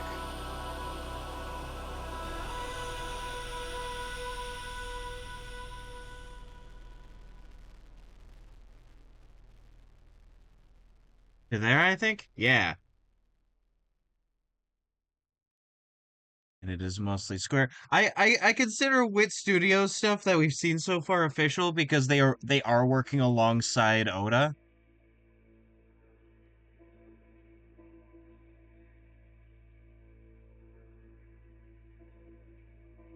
Like this is this is technically official stuff that I'm working with, so it's fine.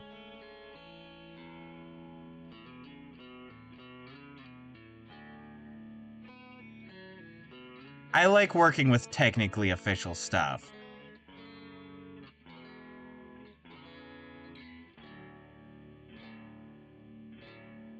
Okay, and let's see. It would have roughly the same floor plan, so it would go to about like that, I think.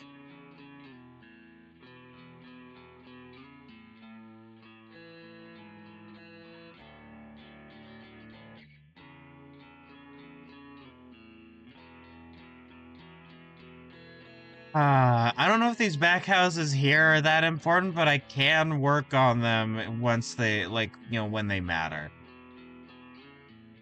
Oh, hey, look, there's like a staircase there that I can do, I realized. Yeah, there's a bit of a wider. Yeah.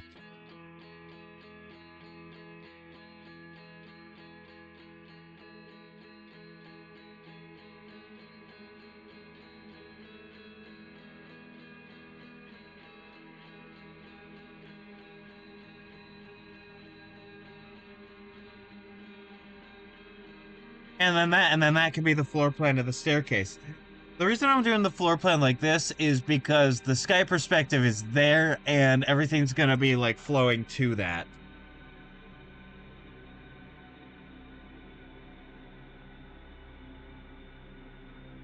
Oh wait, no, I want the buildings to be bigger.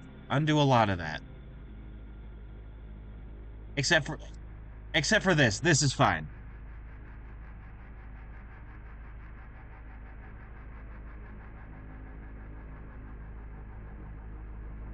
I just need to extend you a bit.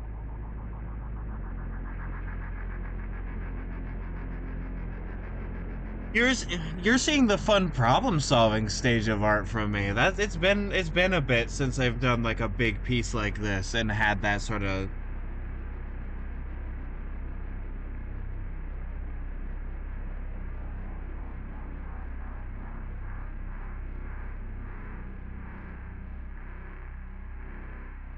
There we go.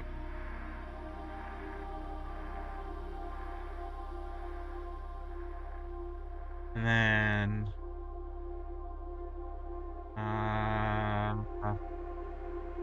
that good? No, like there. There's fine.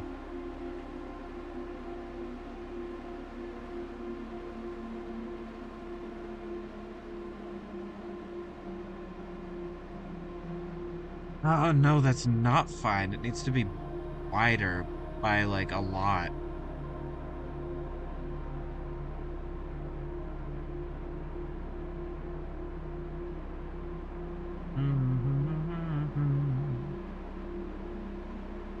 There we go.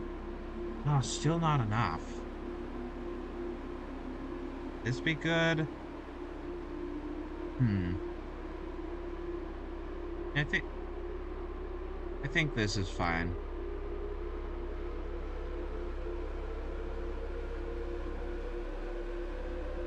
Yeah, that looks a lot better.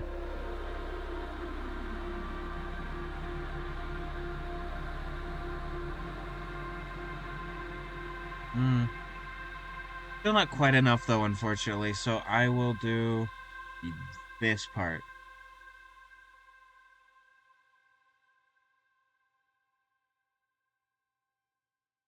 Now, what would be cool if there was a plugin to do 3D stuff that I care to, or not even a plugin, but like an official thing, because I don't want to do plugins. Plugins are complicated.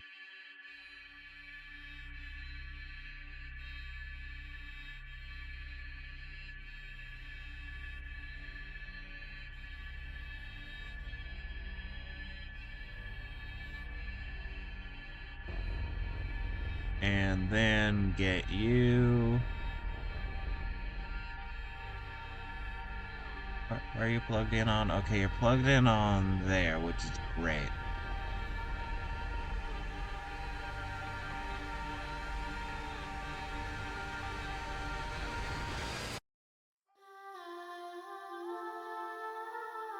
Yeah, okay.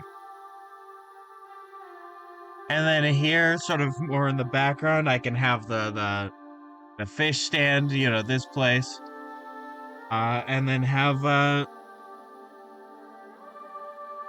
these two lovely people here. They have really, really adorable designs. Like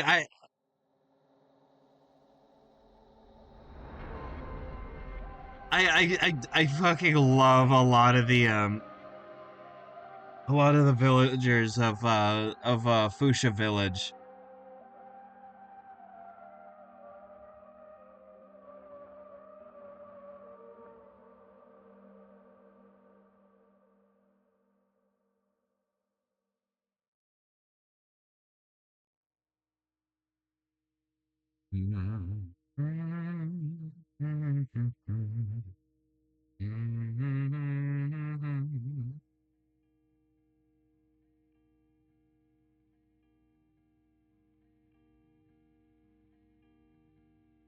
As you can see, funky perspective.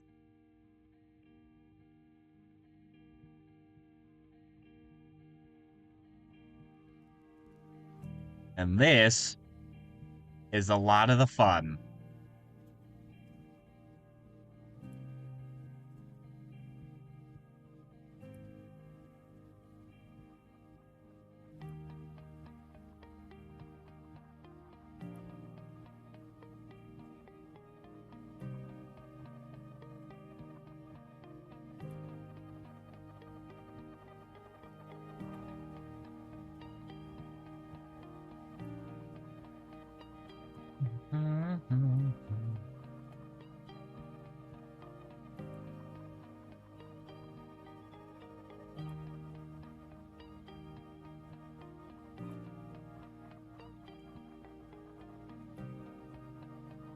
I love how even with straight lines, it really feels like everything's curving around.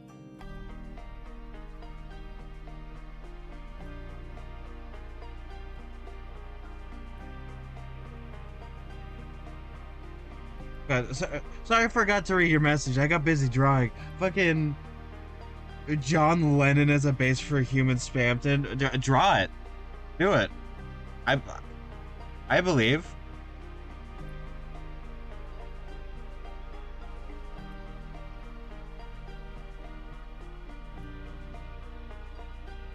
I believe in your powers.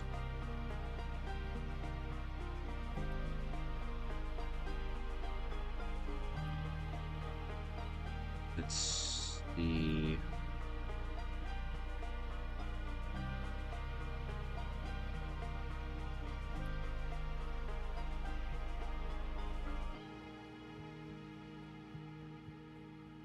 Yeah, and then like the top bits of everything get pulled towards the perspective, like these two dots as well. And it's everything just gets real funky.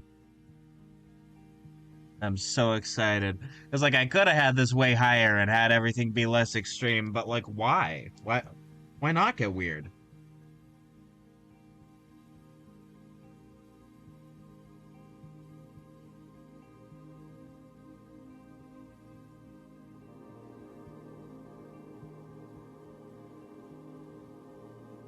Yeah, that looks like the metal.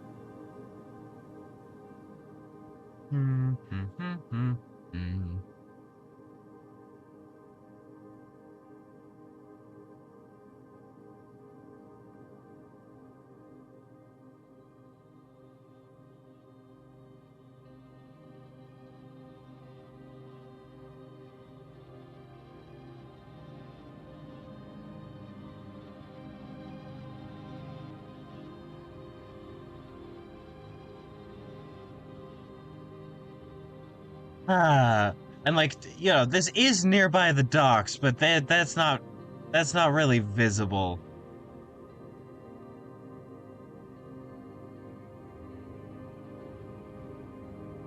I mean, I kind of want it to be a little bit visible. Like maybe have...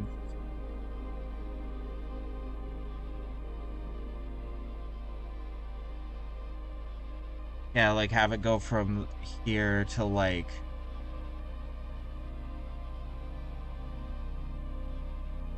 Yeah, like that, and then have everything sort of go down below. And have like a little hint that the docks are down there.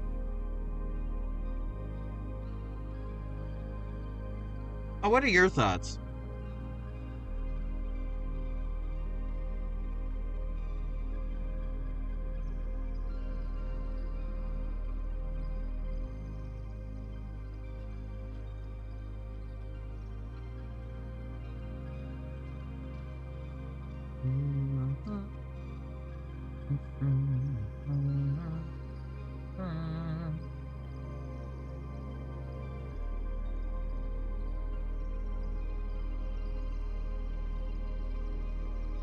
And then I think... Therefore I am.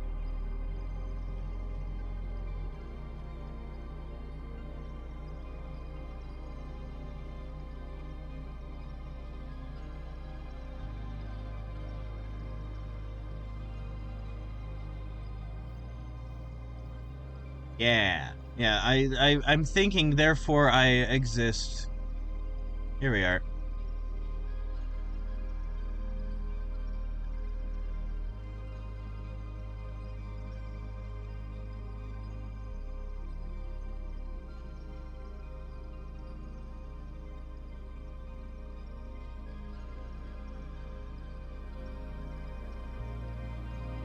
I was worried for a moment that it would be right behind, like, this. But this is more interesting. It's actually further to the right.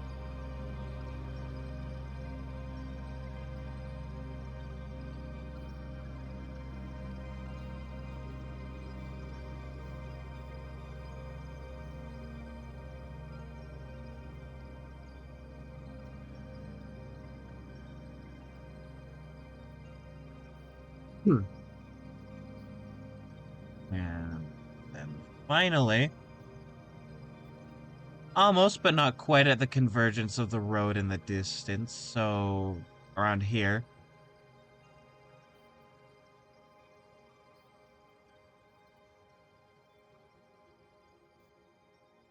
We have this.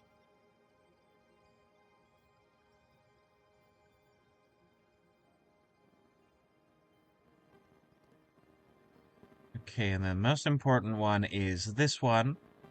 So I'm going to dictate its height by...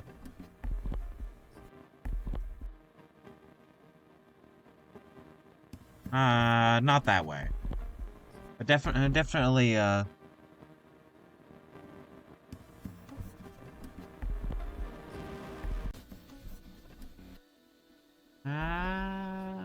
more like that. And then go from here.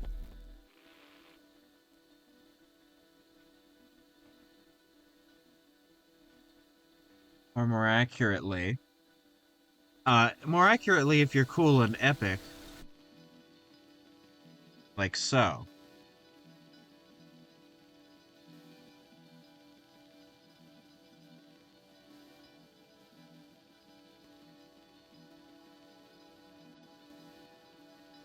Yeah, I'm liking that. I'm liking that. I'm liking that. I'm liking Thrope. There we go.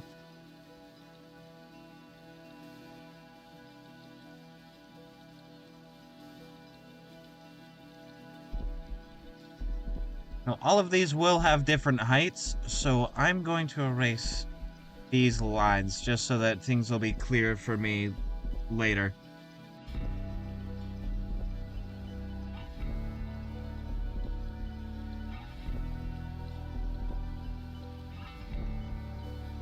There's something so charming about the early days of of the One Piece series.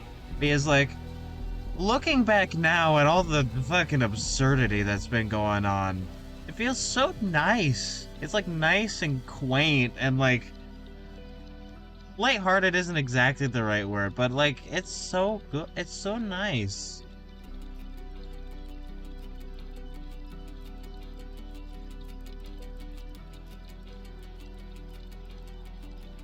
It's so, what's the term I heard from somebody? It's so twee.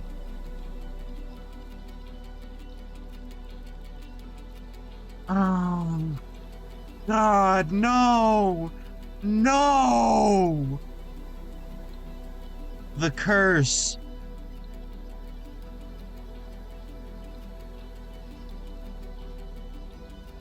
The curse from hell. I'm hell cursing you now.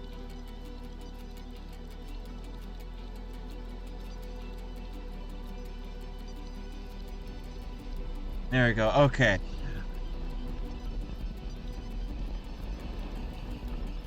Lowering it to, I don't know, like 75. So that now I can have a new layer and say...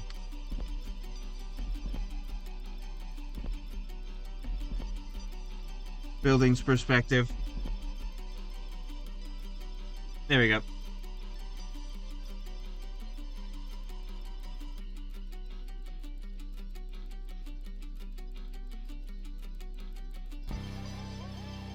And then get this, get rid of the eraser. It's not going to do anything at this point in time.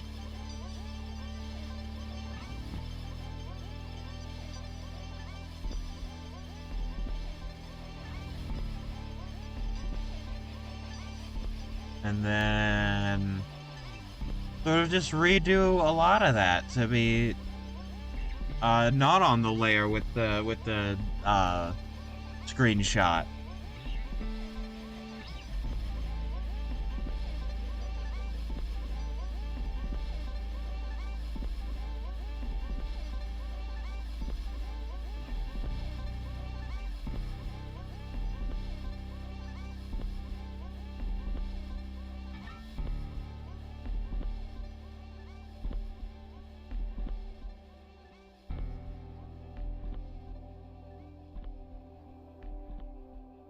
You see, Krog, that was the wrong layer. I'm gonna have to kill you.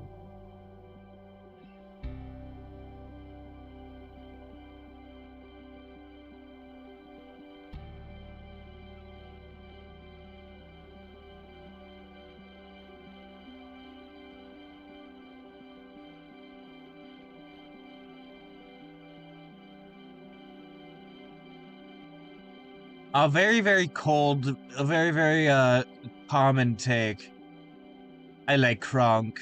I like Kronk from Emperor's New Groove.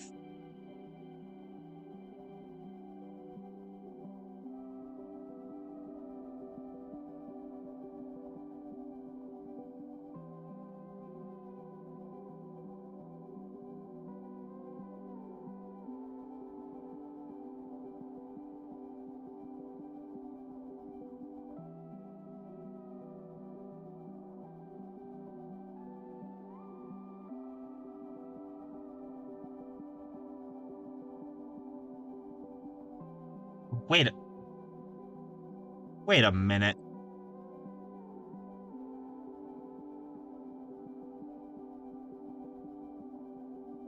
I think I made another mistake.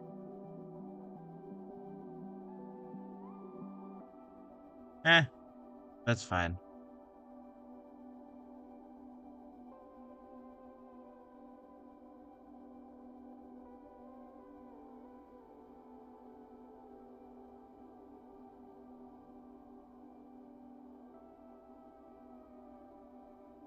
Hmm.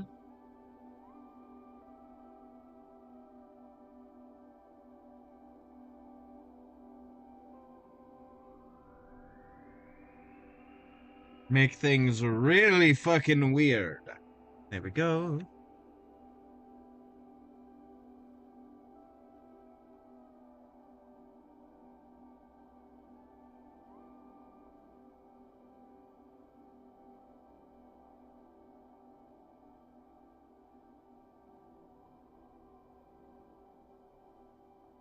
Do this on the proper layer this time.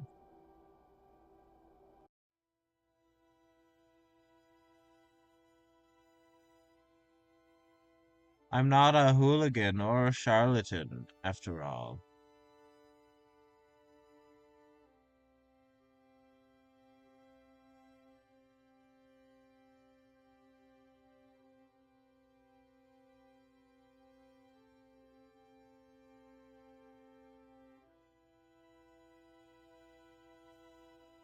There we go. Trap the screenshot forever in a horrible cage of my mistakes.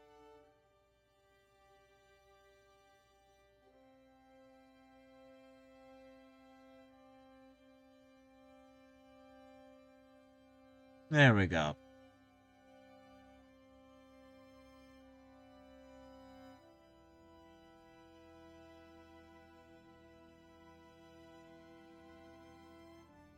Now, while I'm excited to get to the characters, we have to build the building blocks first. And the building blocks in this case happen to be actual blocks.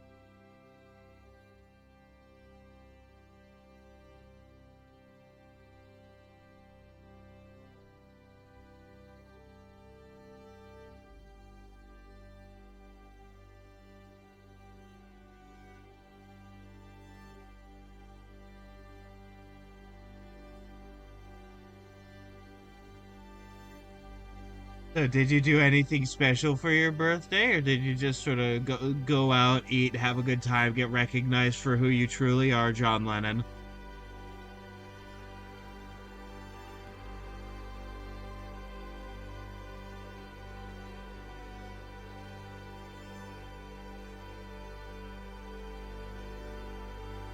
My name is John Spampton. That's right. It was me the whole time. I was in the Beatles.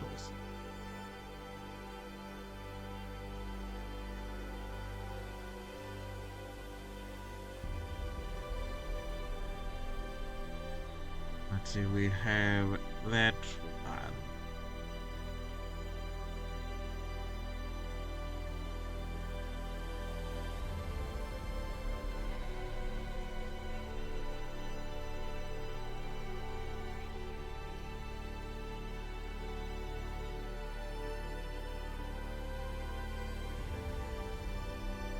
Alright, let's specify that we have this. Alright, very cool.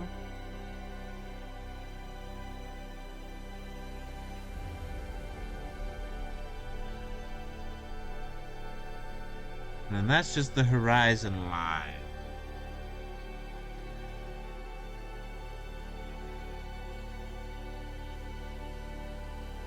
Let's just sort of do that. You know, for shits and giggles.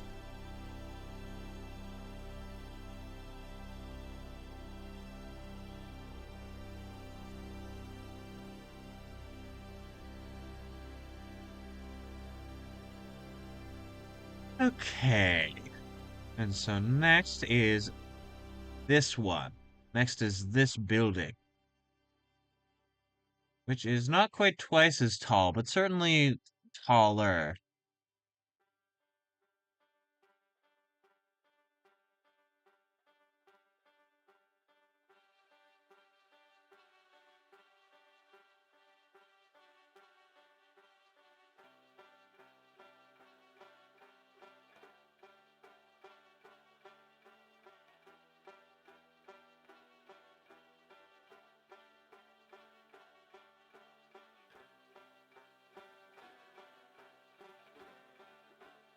Alright, there we go. I should have kept that going.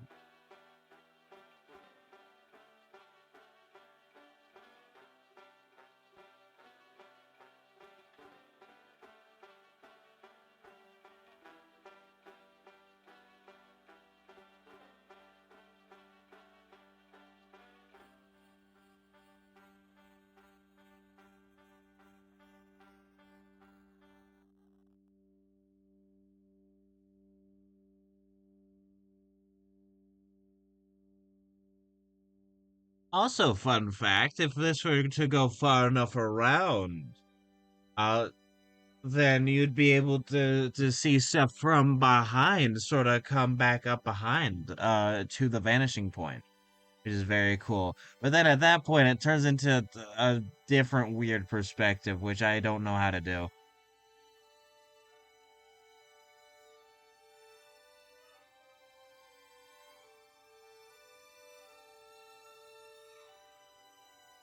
Hey, no, this should follow the thing. This should follow the thing. It's slobbering time. We all know this.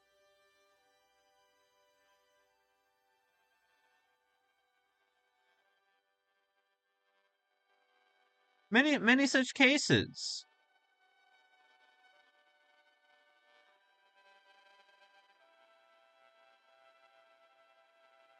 Yes, many such cases, yes. Okay, and this one's gonna be relatively easier to do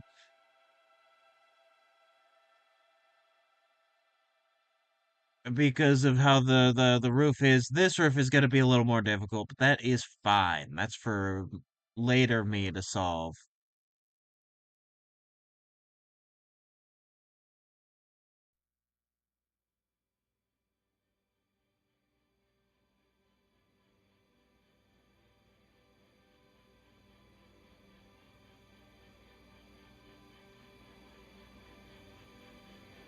There we go. Alright.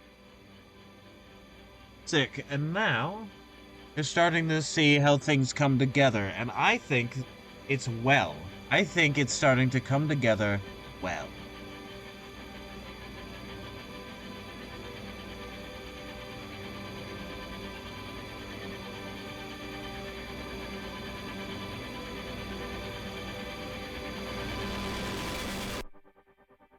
I like when perspective is really funky like this. This is super dynamic.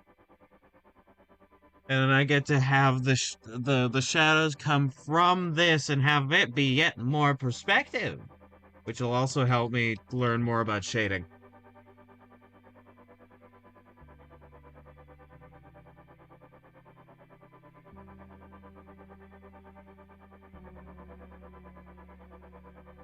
Yeah.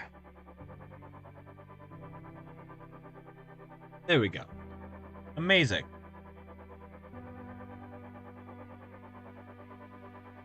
Okay, wait, no, how is the height? Slightly lower, actually.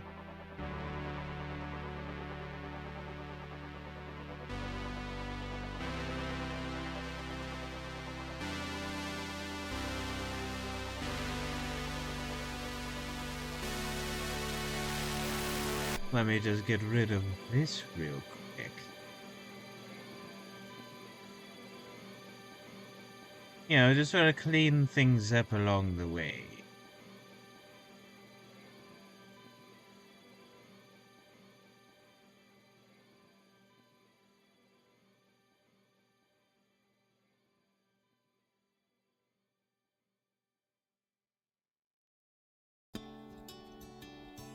Sells you Kramer girl bathwater.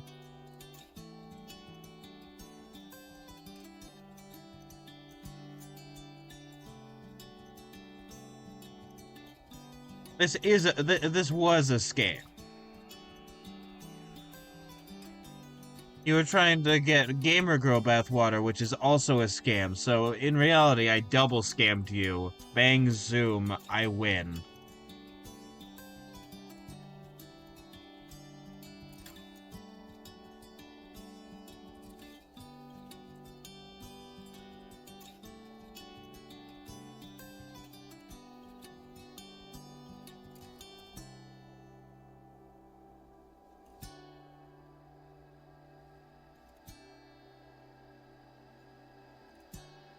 Ah, this is nice. This is, as the GLaDOS say, looking pretty good.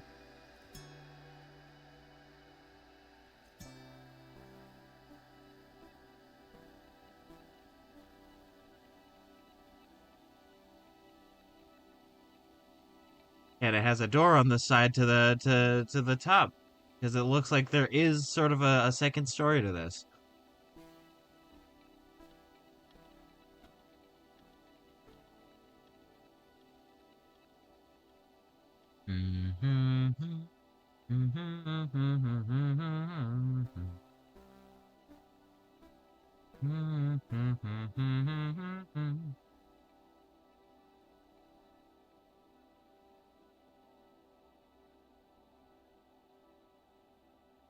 and then I make it a little bit more blur. I made...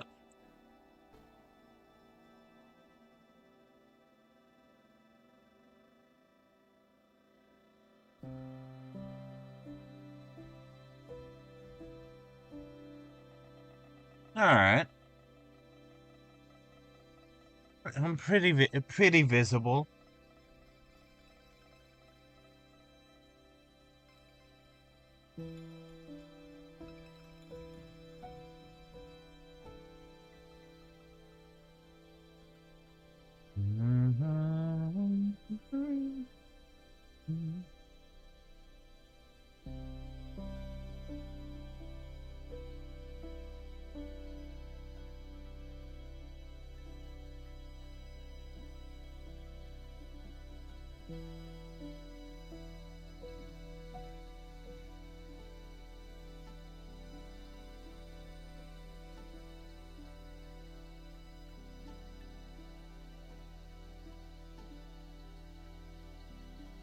I kind of want to do this on a new layer so that I could just sort of collapse it down and have it all be, like this. Because there's going to be some perspective lines that cross over this, and I don't want to erase some stuff. It's too complicated. This stuff is a little complicated.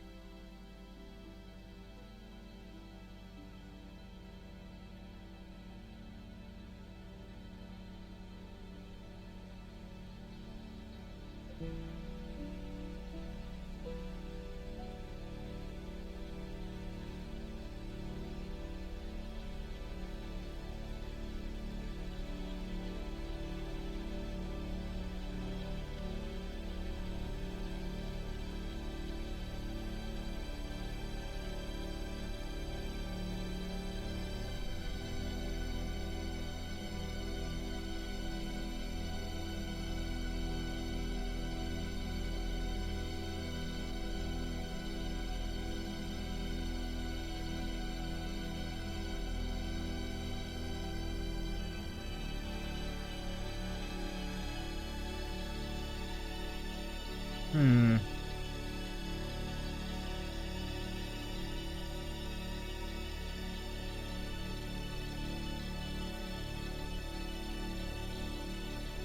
I should just, like, say that it goes here, and then just sort of call that a day for that. Not call it a day, but, just sort of say that the perspective does this.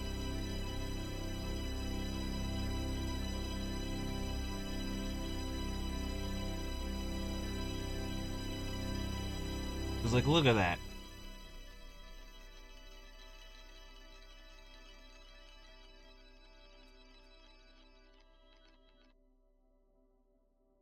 You had some more detail to this to make them the actual buildings, and God, you got a whole scene ahead of you.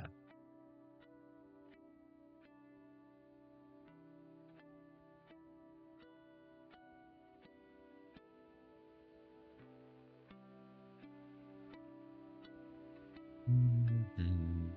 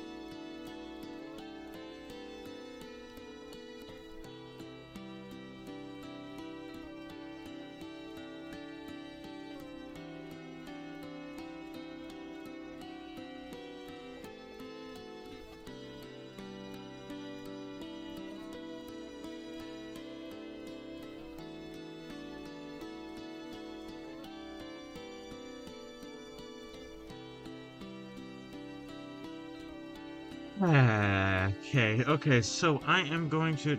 Not what I wanted. There we go, normal. Lower this down to like 50. and then try and take a look at everything. Lower you down to like 75.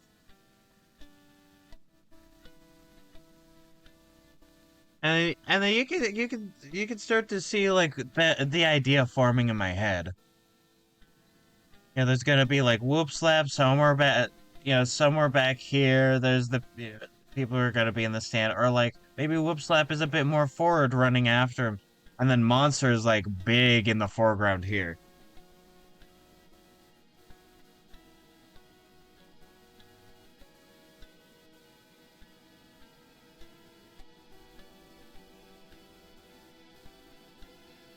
It's like, why not? Why not have a little fun with it?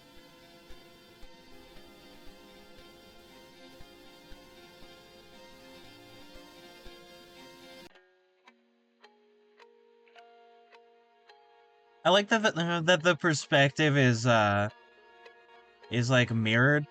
You know, it's in the middle, but everything in the scene is not. It adds some dynamism. That's the word of the day, dynamism.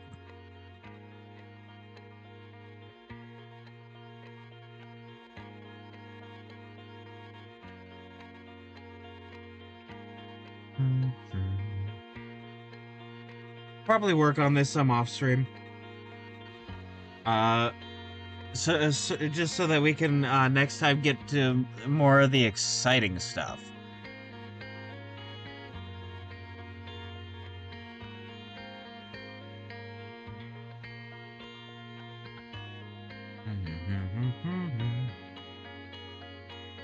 That being said, I am going to save this.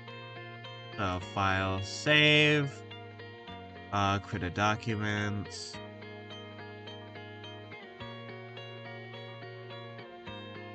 Oop, slap, and monster. There we go. I don't know why it's underlined here, but that is what it is. All right, so here is what I am going to do. All right, I am going to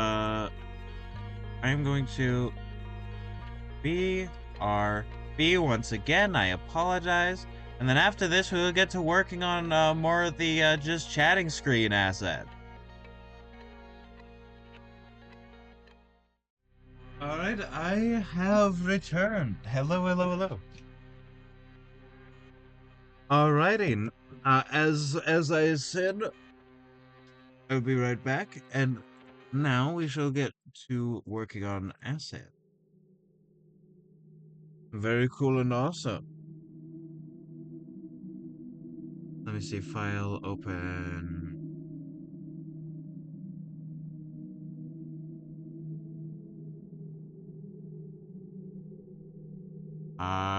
Credit documents. All right, let's see.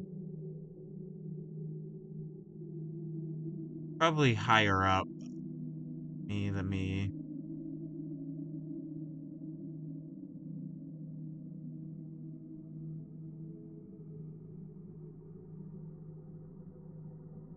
I cannot find it. I'm gonna be sad. I'll be a very sad clown, and being a sad clown is sad, as is the, you know, the moniker.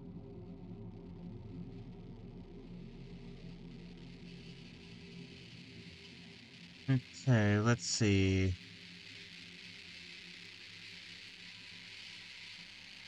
Actually, let me close that so I can scroll down. There we go.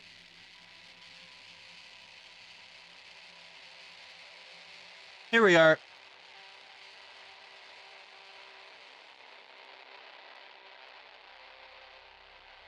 Oh, a new post from a D&D YouTuber I like.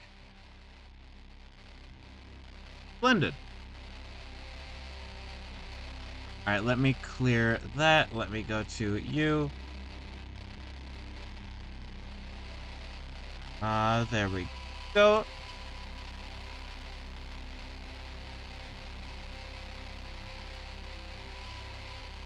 Amazing.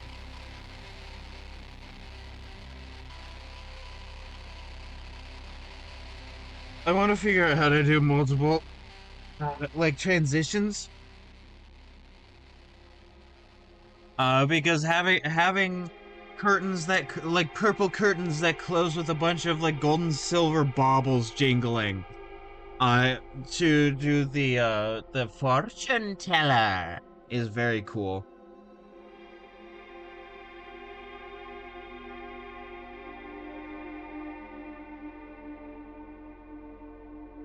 And having the other ones be, or having the rest be normal, but I want the fortune teller to be special because it's an event.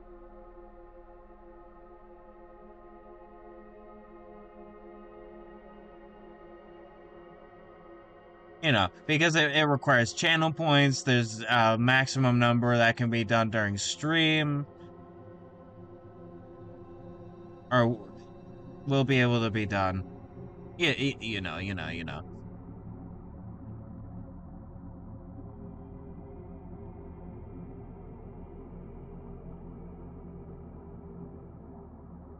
Let's have you dangling down further, actually. And then have you curve back up like that. Yes. Yes, this is looking good. This is looking great. All right. All right, sick.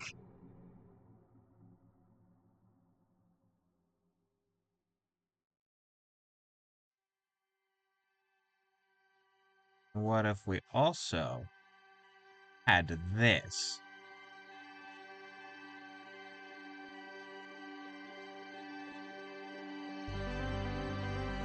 Yeah. Something I want to do with the adventure that I'm working on, now that I'm remembering it, is like making use of the optional faction system, with the renown and such. Here's a video I saw. It's an old video now, like 4 years old, and it's definitely a few years old now. Uh, talking about separating the renown and popularity so that the players can be, they could either have a lot of renown but not be very popular, like they get their job done but nobody likes them, or everybody likes them but they're not very useful, right? Like allowing those to be possibilities is very cool. And I think adding in some things where I was like, rules from the DMG, and then here's some personal, like, optional rules that you could use also. Like, that would be fun.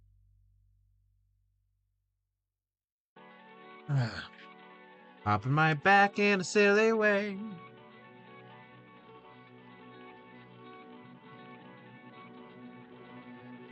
Yeah, like that could be fun. At least that's what I'm gonna do when I run it through to playtest it. Oh, I could even do multiplayer Monday as like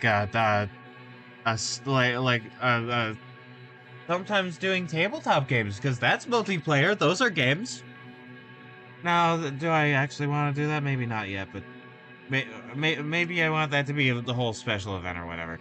But I definitely want to, or I might just like run it with my friends and see how they like it, and then count that as playtesting. Because like that is a valid form of playtesting, actually.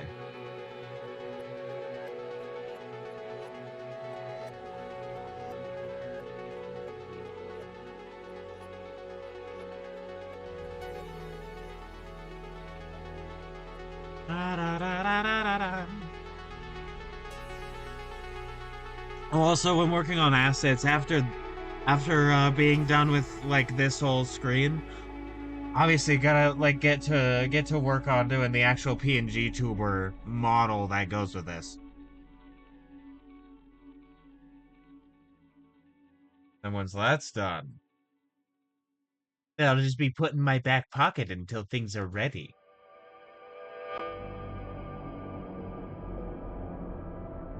As you can see in the back there, continuing to have Bon as like the mascot. I think that would be cool.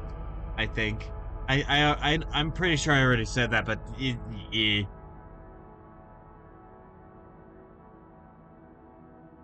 I see I have to do like there's the fan art, there's the chat. I have to do those boxes too. I have to figure out what's on top of here. I definitely want like these bits to involve like notification, notifiers like new follower, new subscriber.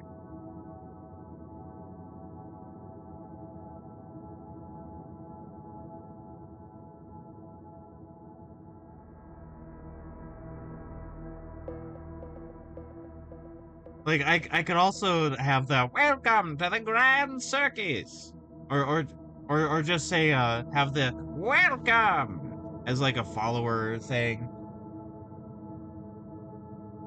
and then the subscriber thing is like we have a new clown. I like that. That kind of thing could be cool because I can add custom sounds. That's the whole thing. Da-da, da-da-da. I added just like a tiny little, yeah.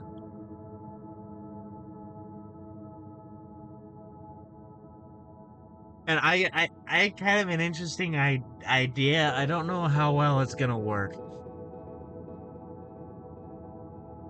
But like changing the color of the tentacles on the actual PNG tuber model, not the background. That's more complicated, and that's it. Yeah. Like when the emotions change,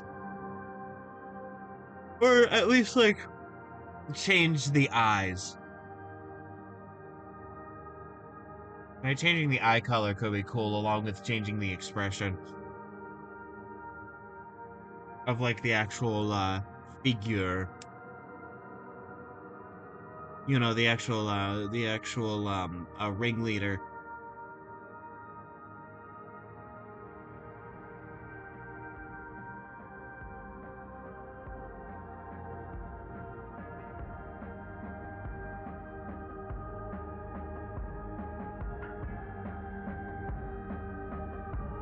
There we go.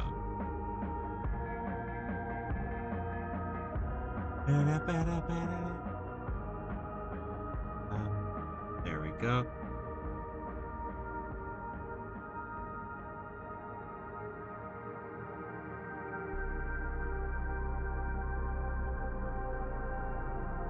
Okay, and if I get rid of these, and then later have put these in.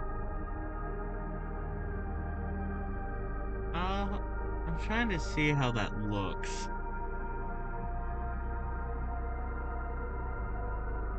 I like it. I like it.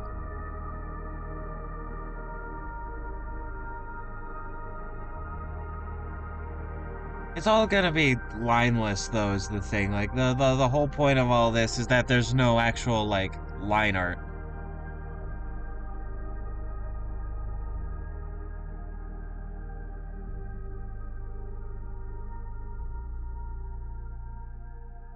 Mhm.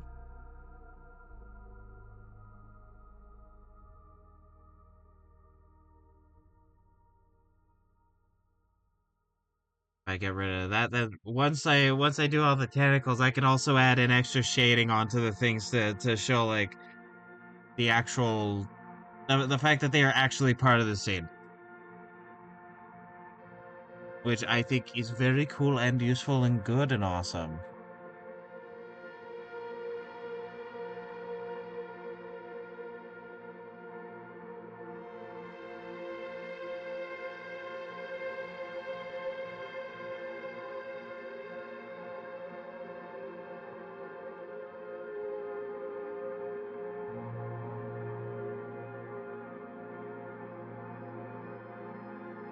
Yeah, the actual shading is going to be a whole process, but that will be very cool and awesome. It's actually going to be a fun process.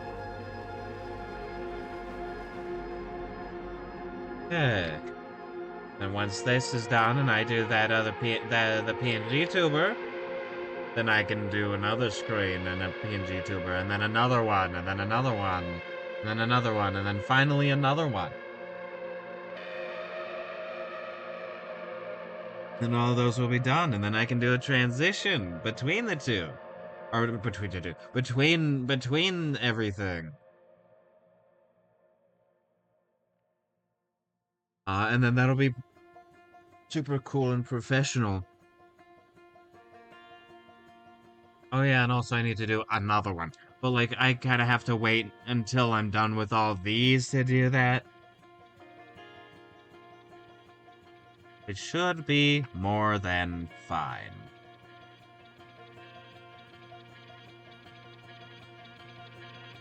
Hmm.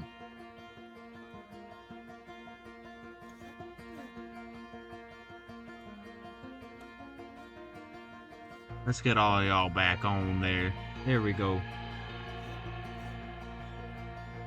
And just do a little bit more of these, and then we can get to the actual tentacle shading. Well, actually, no, because I need to do more of the background stuff to make everything seem grimier. More slapdash, more put together. Or, you know, or less put together, I mean.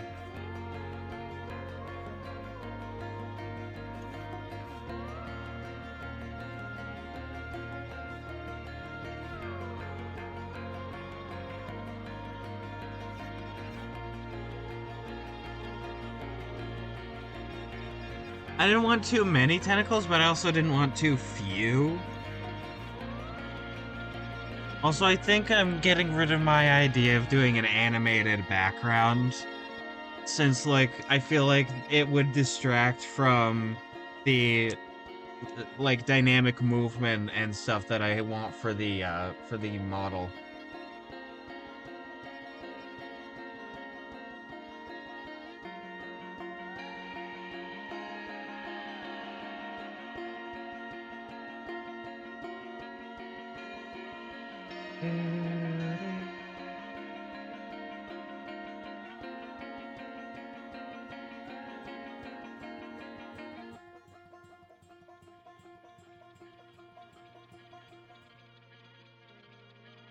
Alrighty.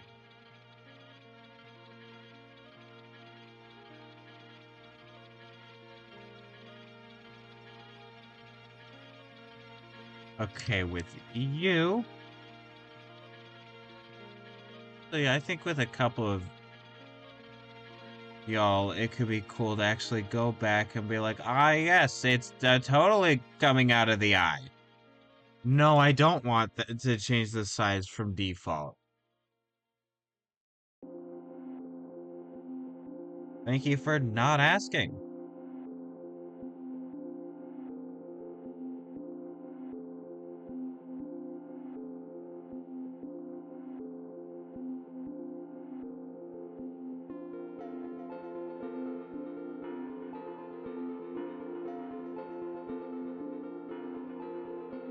Yeah, just to sort of pretend that these are actual faces.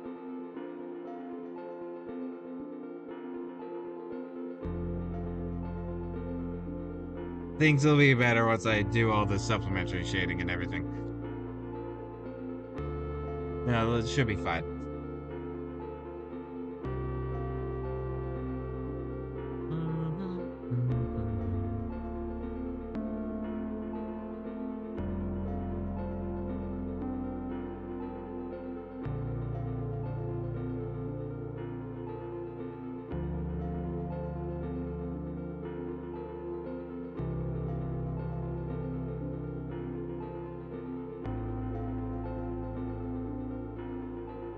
Get you.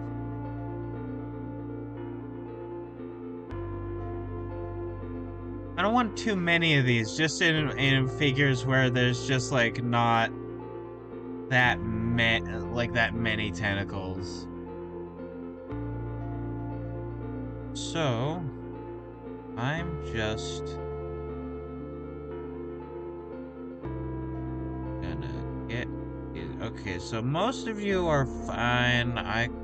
You you could use another tentacle or two.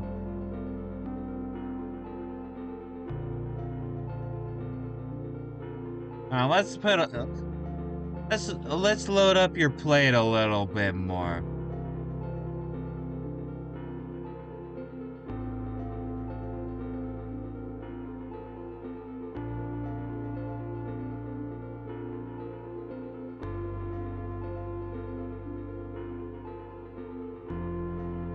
And then as you can see,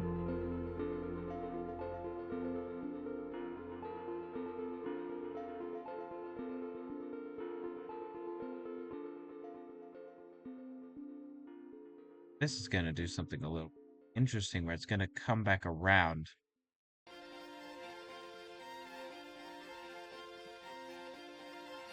There we go.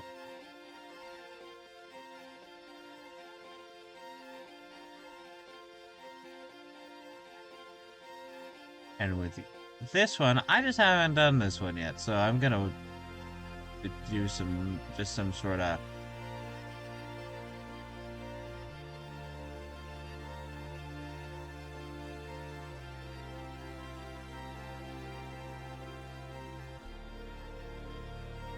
Yes, exactly.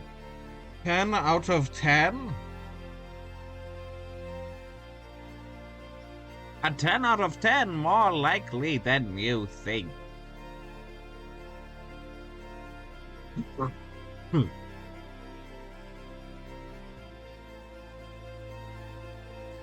Let's get rid of some of this extra.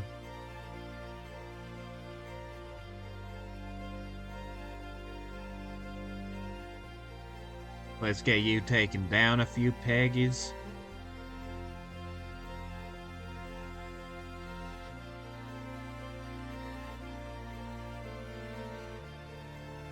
All right, the base of everything here will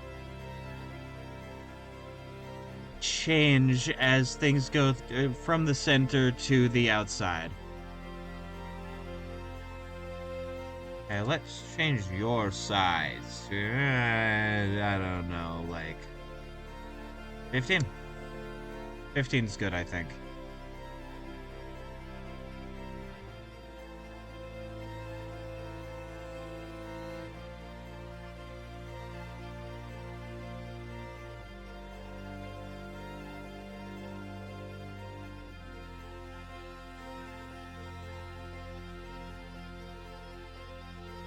There we go. I must have made a big sort of thing. Oh wait, I also have to do more patches. I can do that later. I want to get to the tentacle shading. I don't want to cure cancer. I want to turn people into dinosaurs.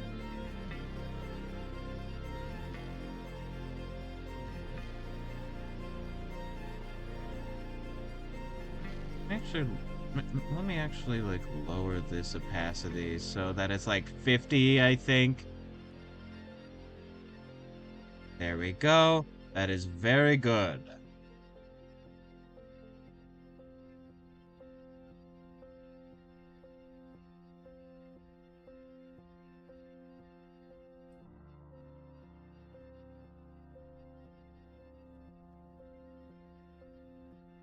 Sorry, I just got a message.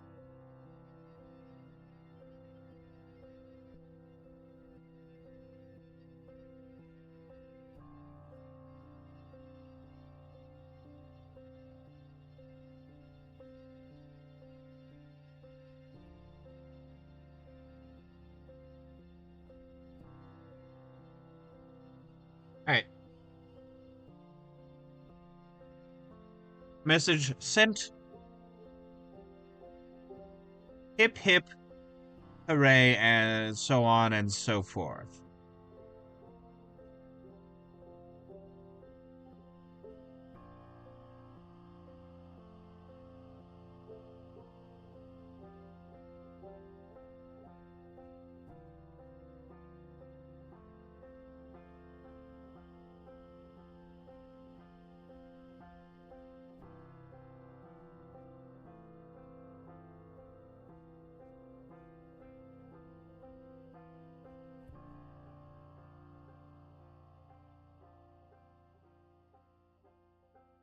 I got another message, pardon me.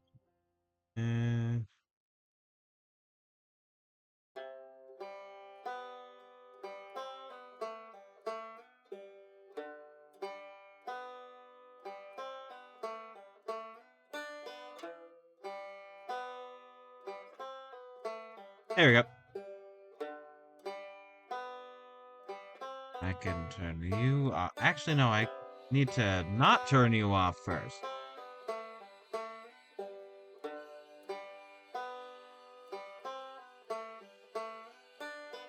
Because what I'm gonna do is I'm gonna get all these, like all the base colors down. I'm gonna blend things together so that they fit pretty nice. And then I'm gonna copy it and then have a sort of other shading layer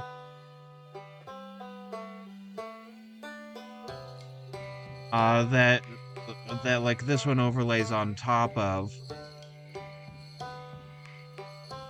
so that, you know, once again we get that dynamic shading.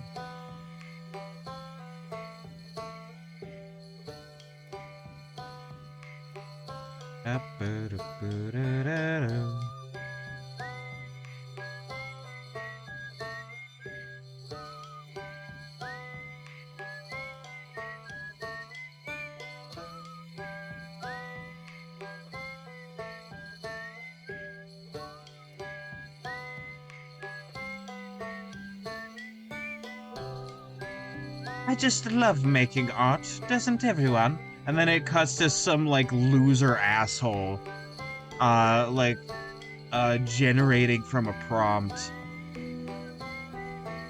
I I just love art, doesn't everyone?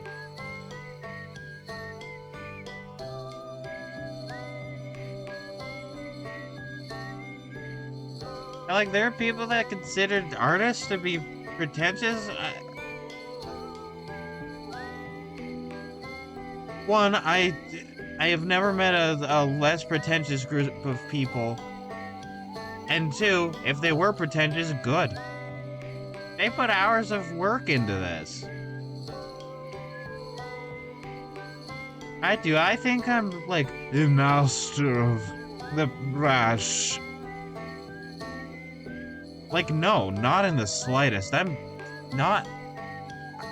I barely think I'm good.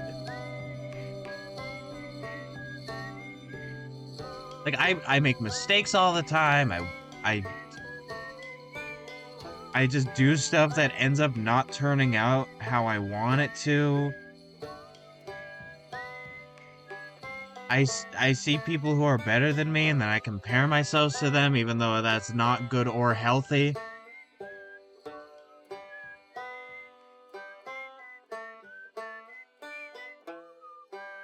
Right? Like, I don't know, I'm improving a lot, right? But, like, improving doesn't mean I'm the greatest of all time. You know, it just means that I'm working.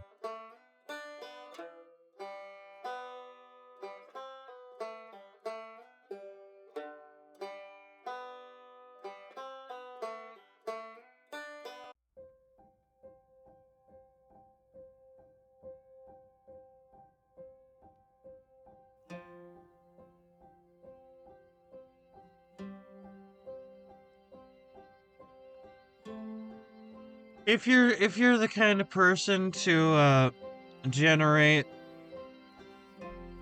AI generated imagery from a prompt and think that that's good and okay, I want you to know that I think of you as lesser.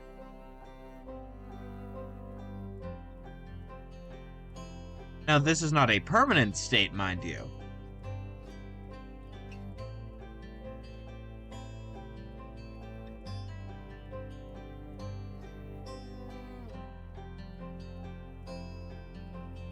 Uh,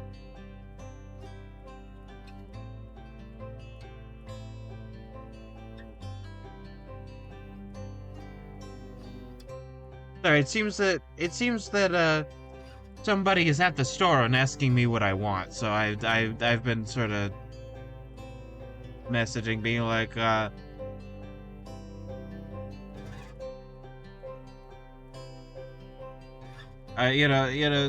like, hey, the beef stew, like you like that stuff. Do you want the bigger cans? And I'm like, yes, please.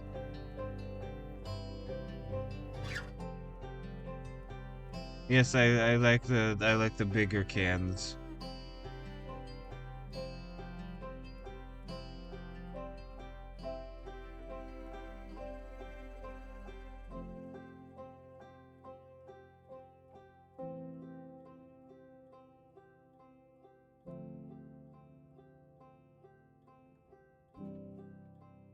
I think I might avoid doing like the crazier colors.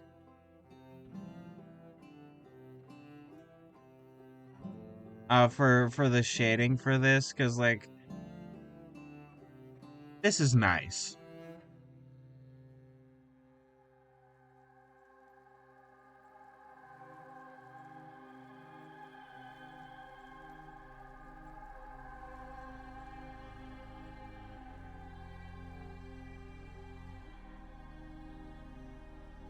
Alright, hold on. Is this it is not a full shape. I was about to fill it in like it was a full shape, and that would have filled in everything.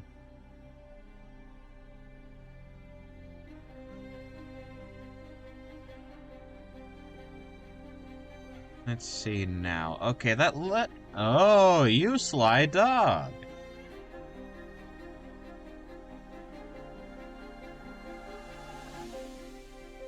Mm,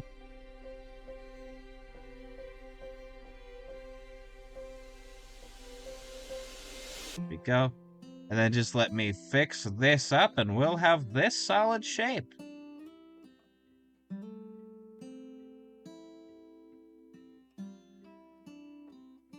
And then with the other tentacles, I can work off from like, this. And then later, you know, these darker shades as the base. Base on what?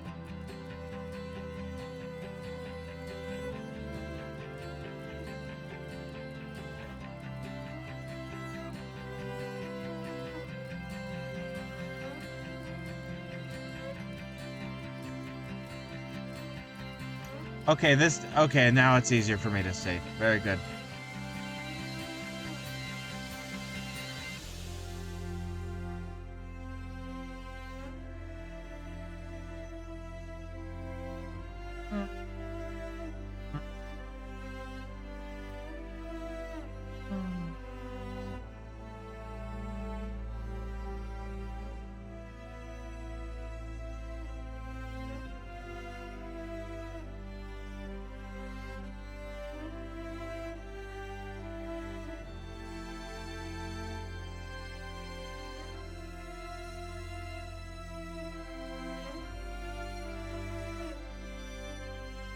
You know what? After stream today, I think that beef stew sounds pretty good.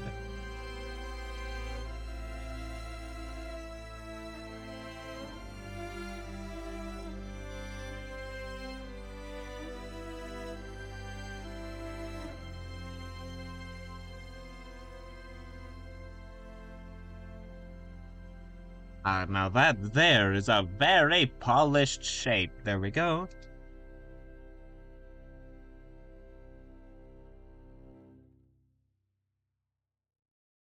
And then the other tentacles are probably gonna be this. These tentacles around the rim, the Pacific Rim.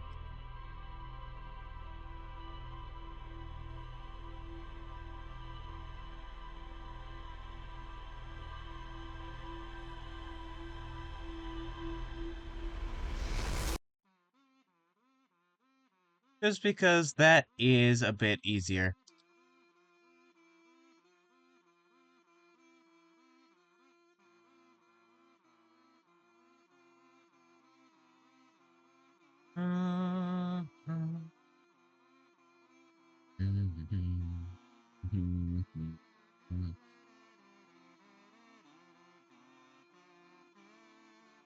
I taught one of my friends a bit about shading, and he realized why he doesn't like how I shade, and that is actually a very, very valuable lesson.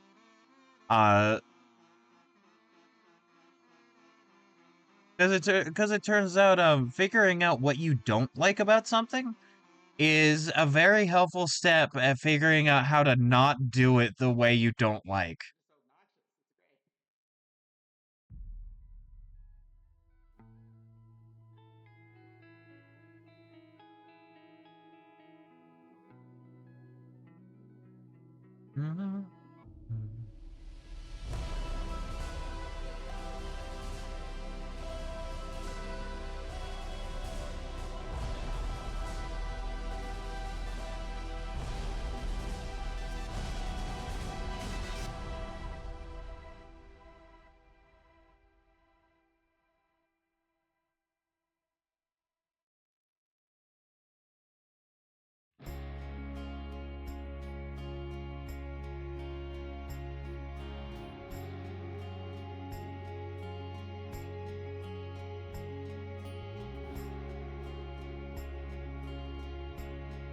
I like that I decided to switch up, like, going between, the normal thing of the stream and then working on some assets after, because it feels like a very nice palette cleanser.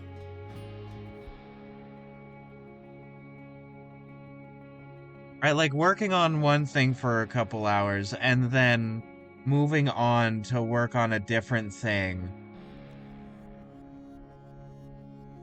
makes, it feels refreshing, I think is the important part.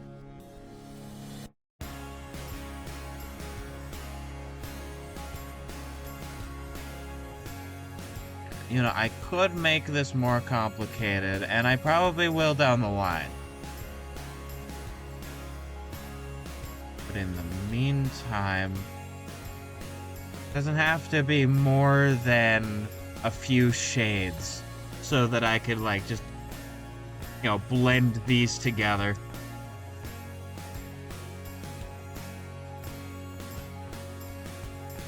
This is also pretty useful. Oh, those aren't bad colors either.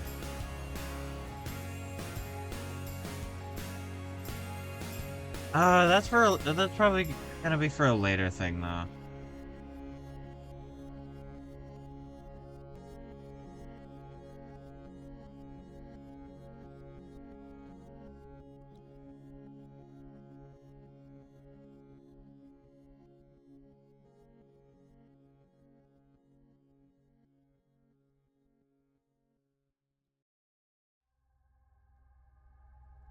Ah.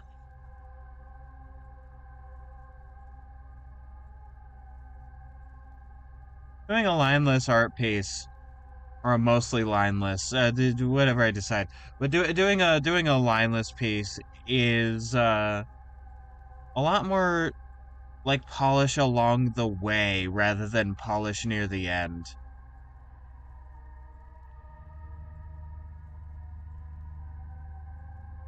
So I guess that's why I'm like, oh, this part looks good, because I kind of have to, at least in my mind, make it look good.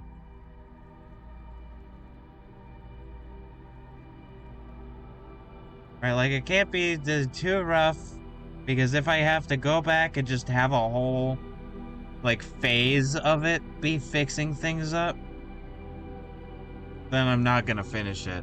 But if I'm fixing things up as I go along, then it feels better.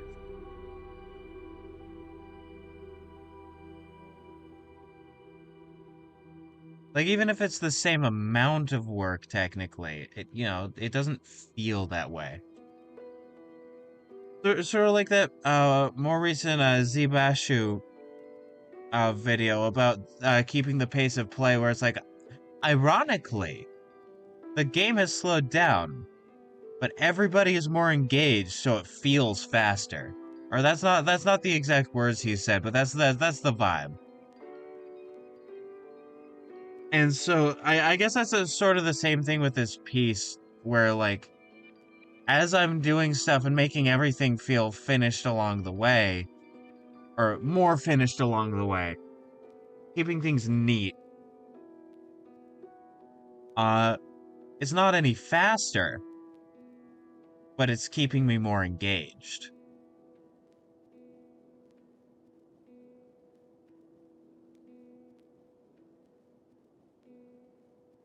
Much like the ceremony spell.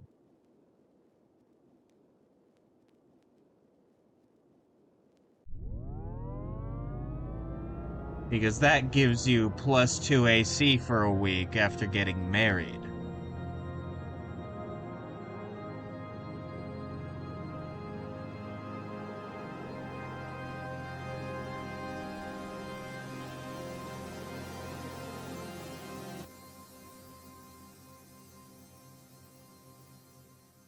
It's a very funny spell that I don't think I'll ever use.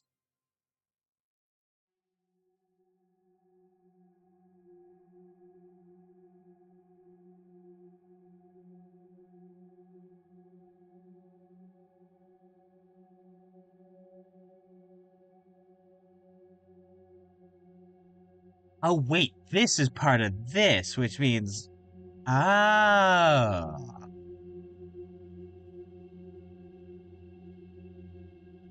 Oh, I forgot my own design for a moment. I forgot what I looked like. I apologize.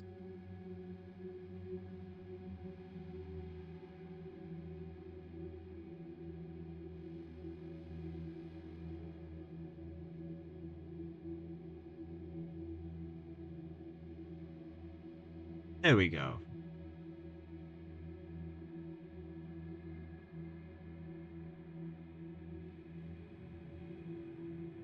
And I'll have these blend and then yada yada yada, so on and so forth. Bada bing, bada boom, bada bam.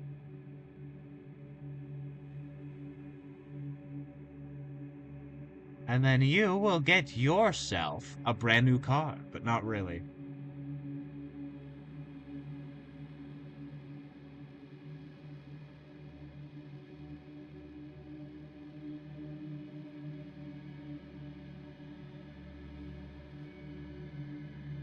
And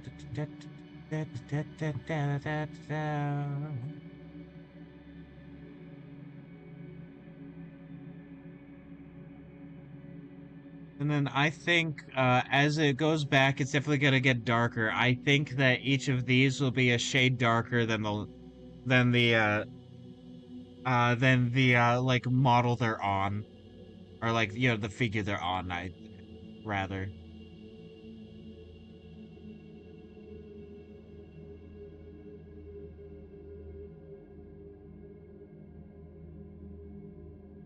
Oh God, I'll need to remember. I'll need to remember that the base of the highlighting and shading for the model should be brighter. Because it's directly in the middle in the spotlight, as it were, as it is.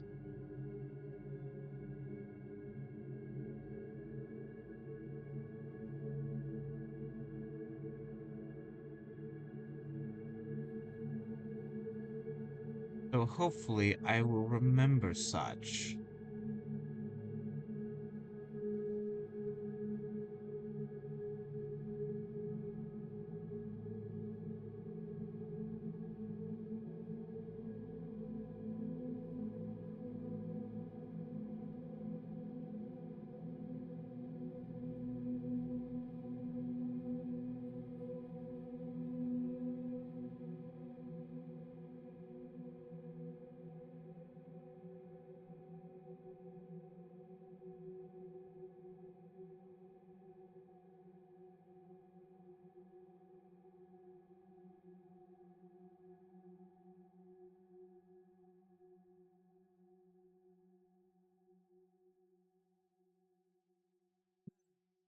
We are coming up Millhouse.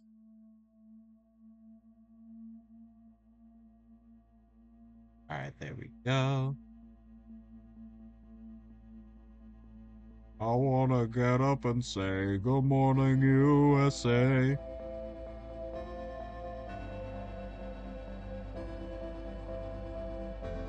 Well, I can't get out of bed. It's comfy here anyway.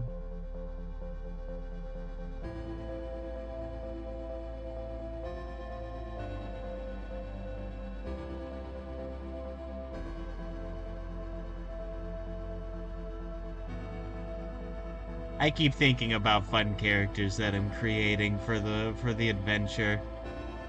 I really like the wizard Ethelbert the Wise. He's the only one that calls himself the Wise.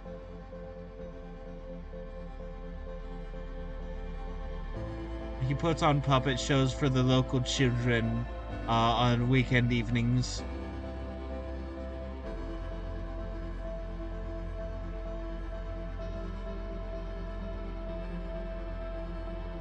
He has things like mending and prestidigitation, so uh he can have, you know, these sorts of mending and cleaning services.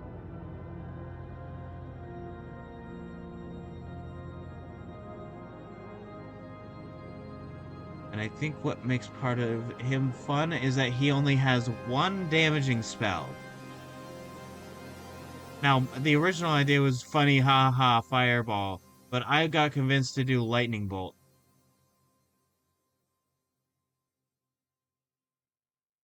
It's in a line instead of a ball, and it does the same damage, and it's lightning, which is very cool.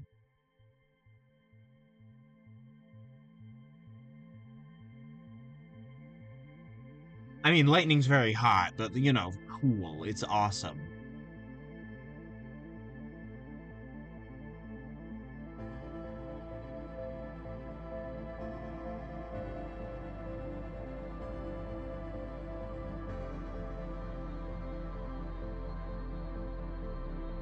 I'm glad a lot of this is on different layers because that means I can clean things up later.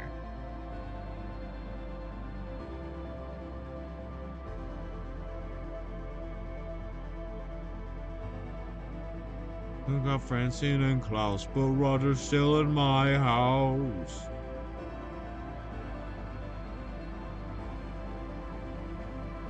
You see me out on Cohawk, say hi.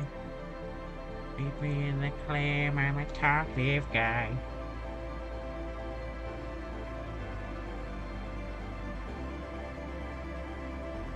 I get up and say, good morning, USA. Roger's still in my co-host, say hi.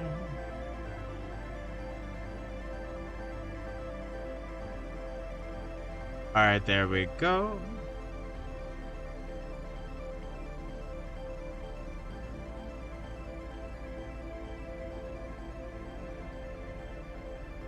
I at least want to do like this layer of these tentacles here for before going.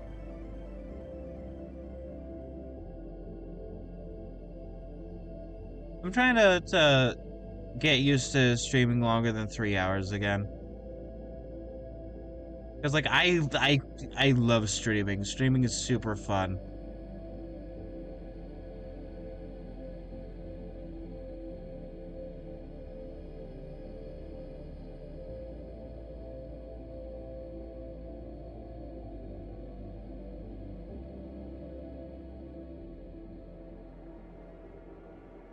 Meet me on a Cohawk, say hi. You meet me in the clam, I'm a talkative guy. Oh yeah, like at the end of this month, I'm also gonna. I was invited to a birthday karaoke. I like karaoke.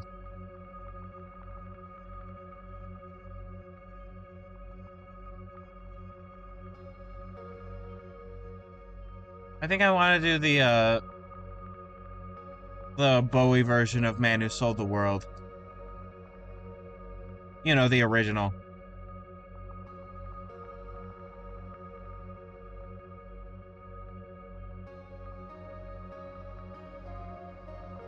Cause like I've been practicing. I've been practicing my Bowie, but I need to practice that song in particular.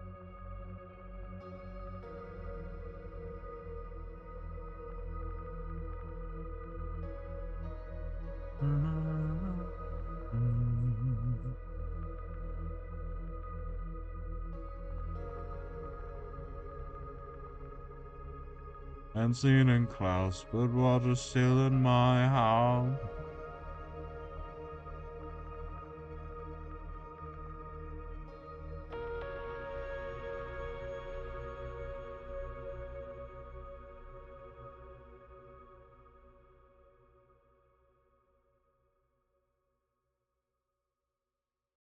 See me out in Quahog, say hi, but if you meet me in the claim, I'm a talkative guy.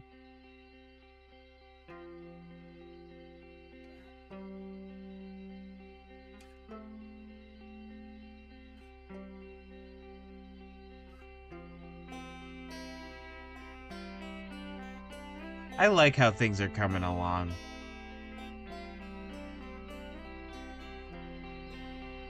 The world is scary, but here at the circus, things can be nice and fun.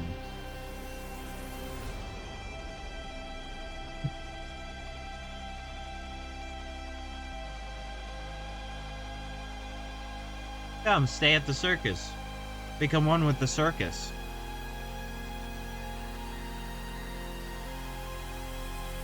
Join the circus.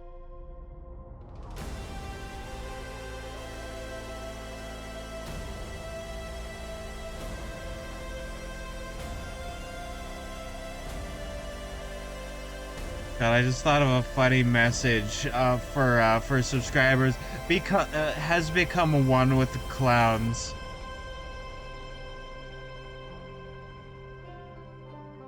Like there's has joined the circus, has become one with the clowns.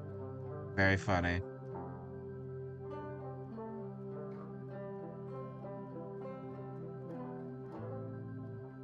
Also, the three subscriber tiers. I'm thinking of naming them something like Fool, Buffoon, and Auguste.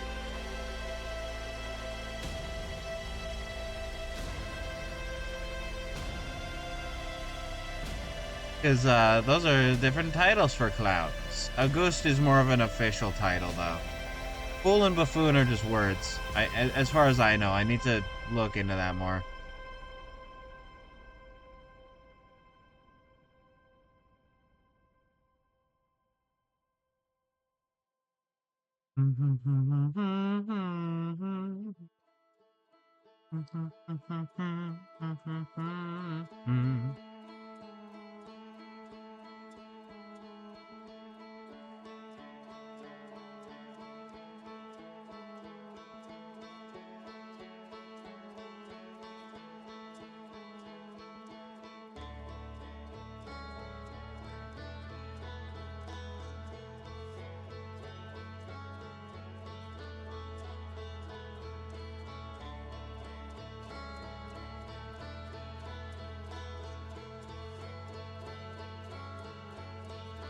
I am smiling ear 3 ear, not just ear 2 ear.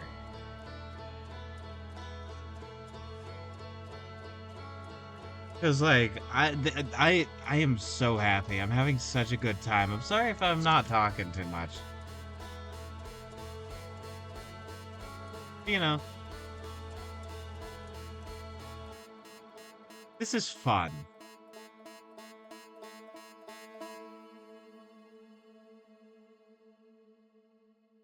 Streaming is gives me an outlet to actually work on things like this.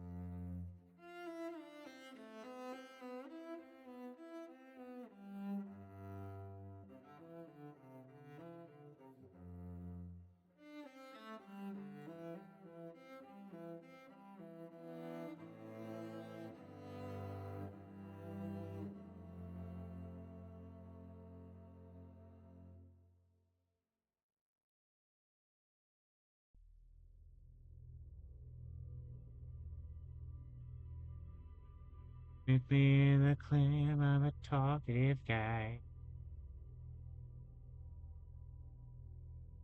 Go. We are almost to the other half of this. And so once I get to the half, I'm going to blend these together. You know, the darker and lighter bits. The segregation, not good. I mean, that's not why I'm going to be doing it, but what I said was true. You know, it is accurate.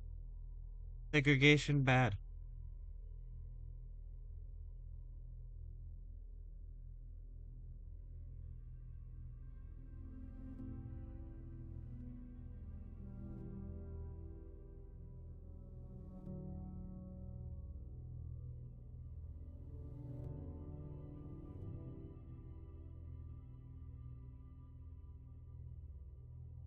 I'm thinking about finishing like watching Dungeon Meshi or like and or like rereading Dungeon Meshi. Cause like I read through Dungeon Meshi. Oh my god, it's so good.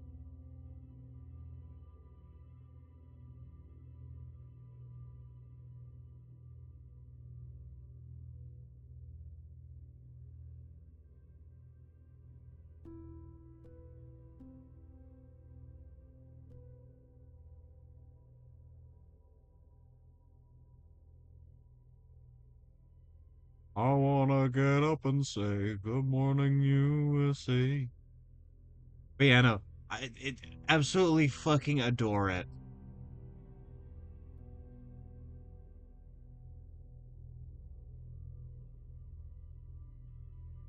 Like, oh, I forgot these two. I can do that in just a bit.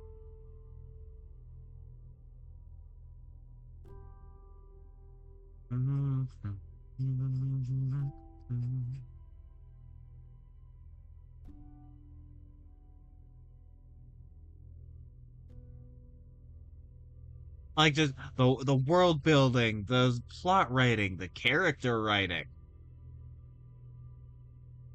uh, the designs, everything. It's so good. It's so good.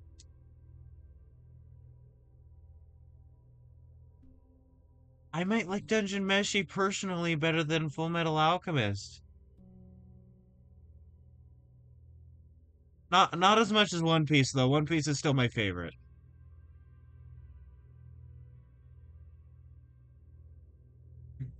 It's like arguing multiple things that are in your top five. It's like at that point, does it really matter?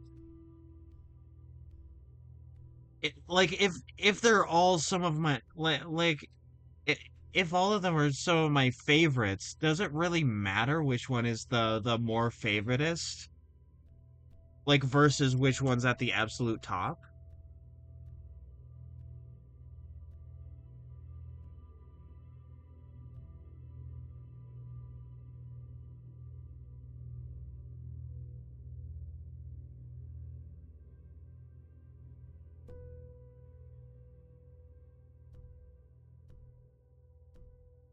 I wanna get up and say good morning USA. All right, there we go.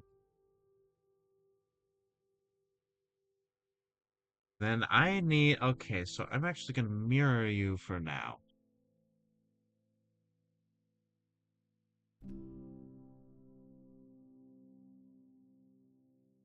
Oh, right. No, the beauty of this is I can copy like once I'm done with this whole like inner image here, I could copy this, paste it, and then have this as like a thing to make sure that the actual model works with it.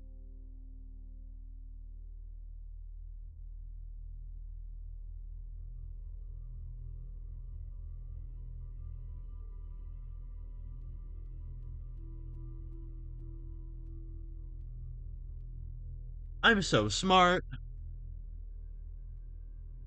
I have never been stupid in my life. Cuts to me being stupid.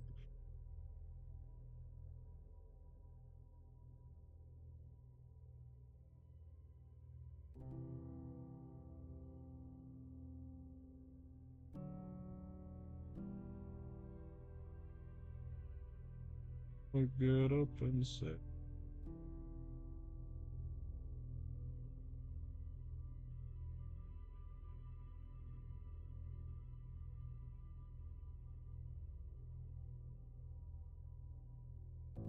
Hold on. Right, 5 servers.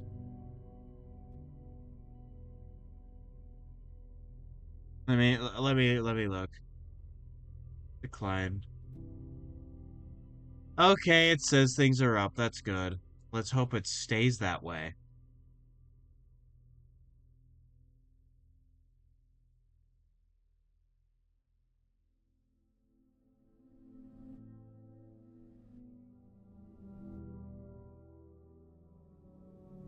Hope to defeat Faith in Far Cry 5 the next time we play it.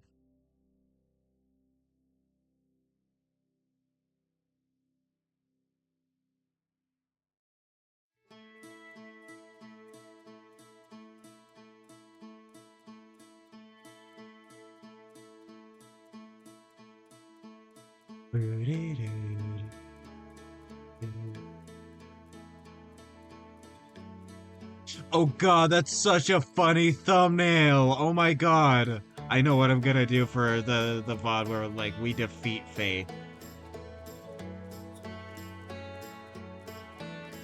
Amazing.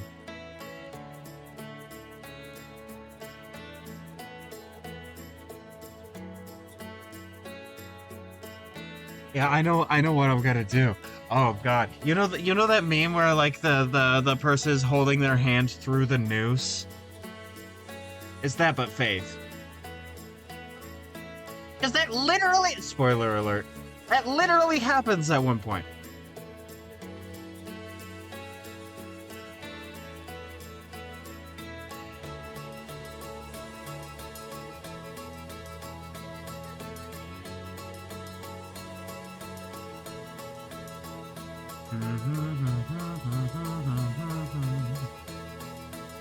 Okay, I wanted to finish this. I'm feeling kind of tired. So what I'm going to do, I apologize. Is I'm gonna go to my just chatting screen. And then I'm gonna do my ending read. I've been Bajongles. You can find me over here on Twitch, Tuesdays, Thursdays, and Sundays, noon Pacific Standard Time. Almost got ahead of myself there. I would much appreciate a follow. Speaking of follow, you can follow me over on Bluesky and Tumblr, both at BigBoyArt1, username Bajongles. And I also post these VODs roughly a week after they happen on YouTube. Speaking of YouTube, if you're watching from there, make sure to like and subscribe if you like my shit. And with that, I'll be back on Thursday, probably doing more clown art. And with that, it has been a wonderful time. I will catch you all on the flip flop. Bye bye.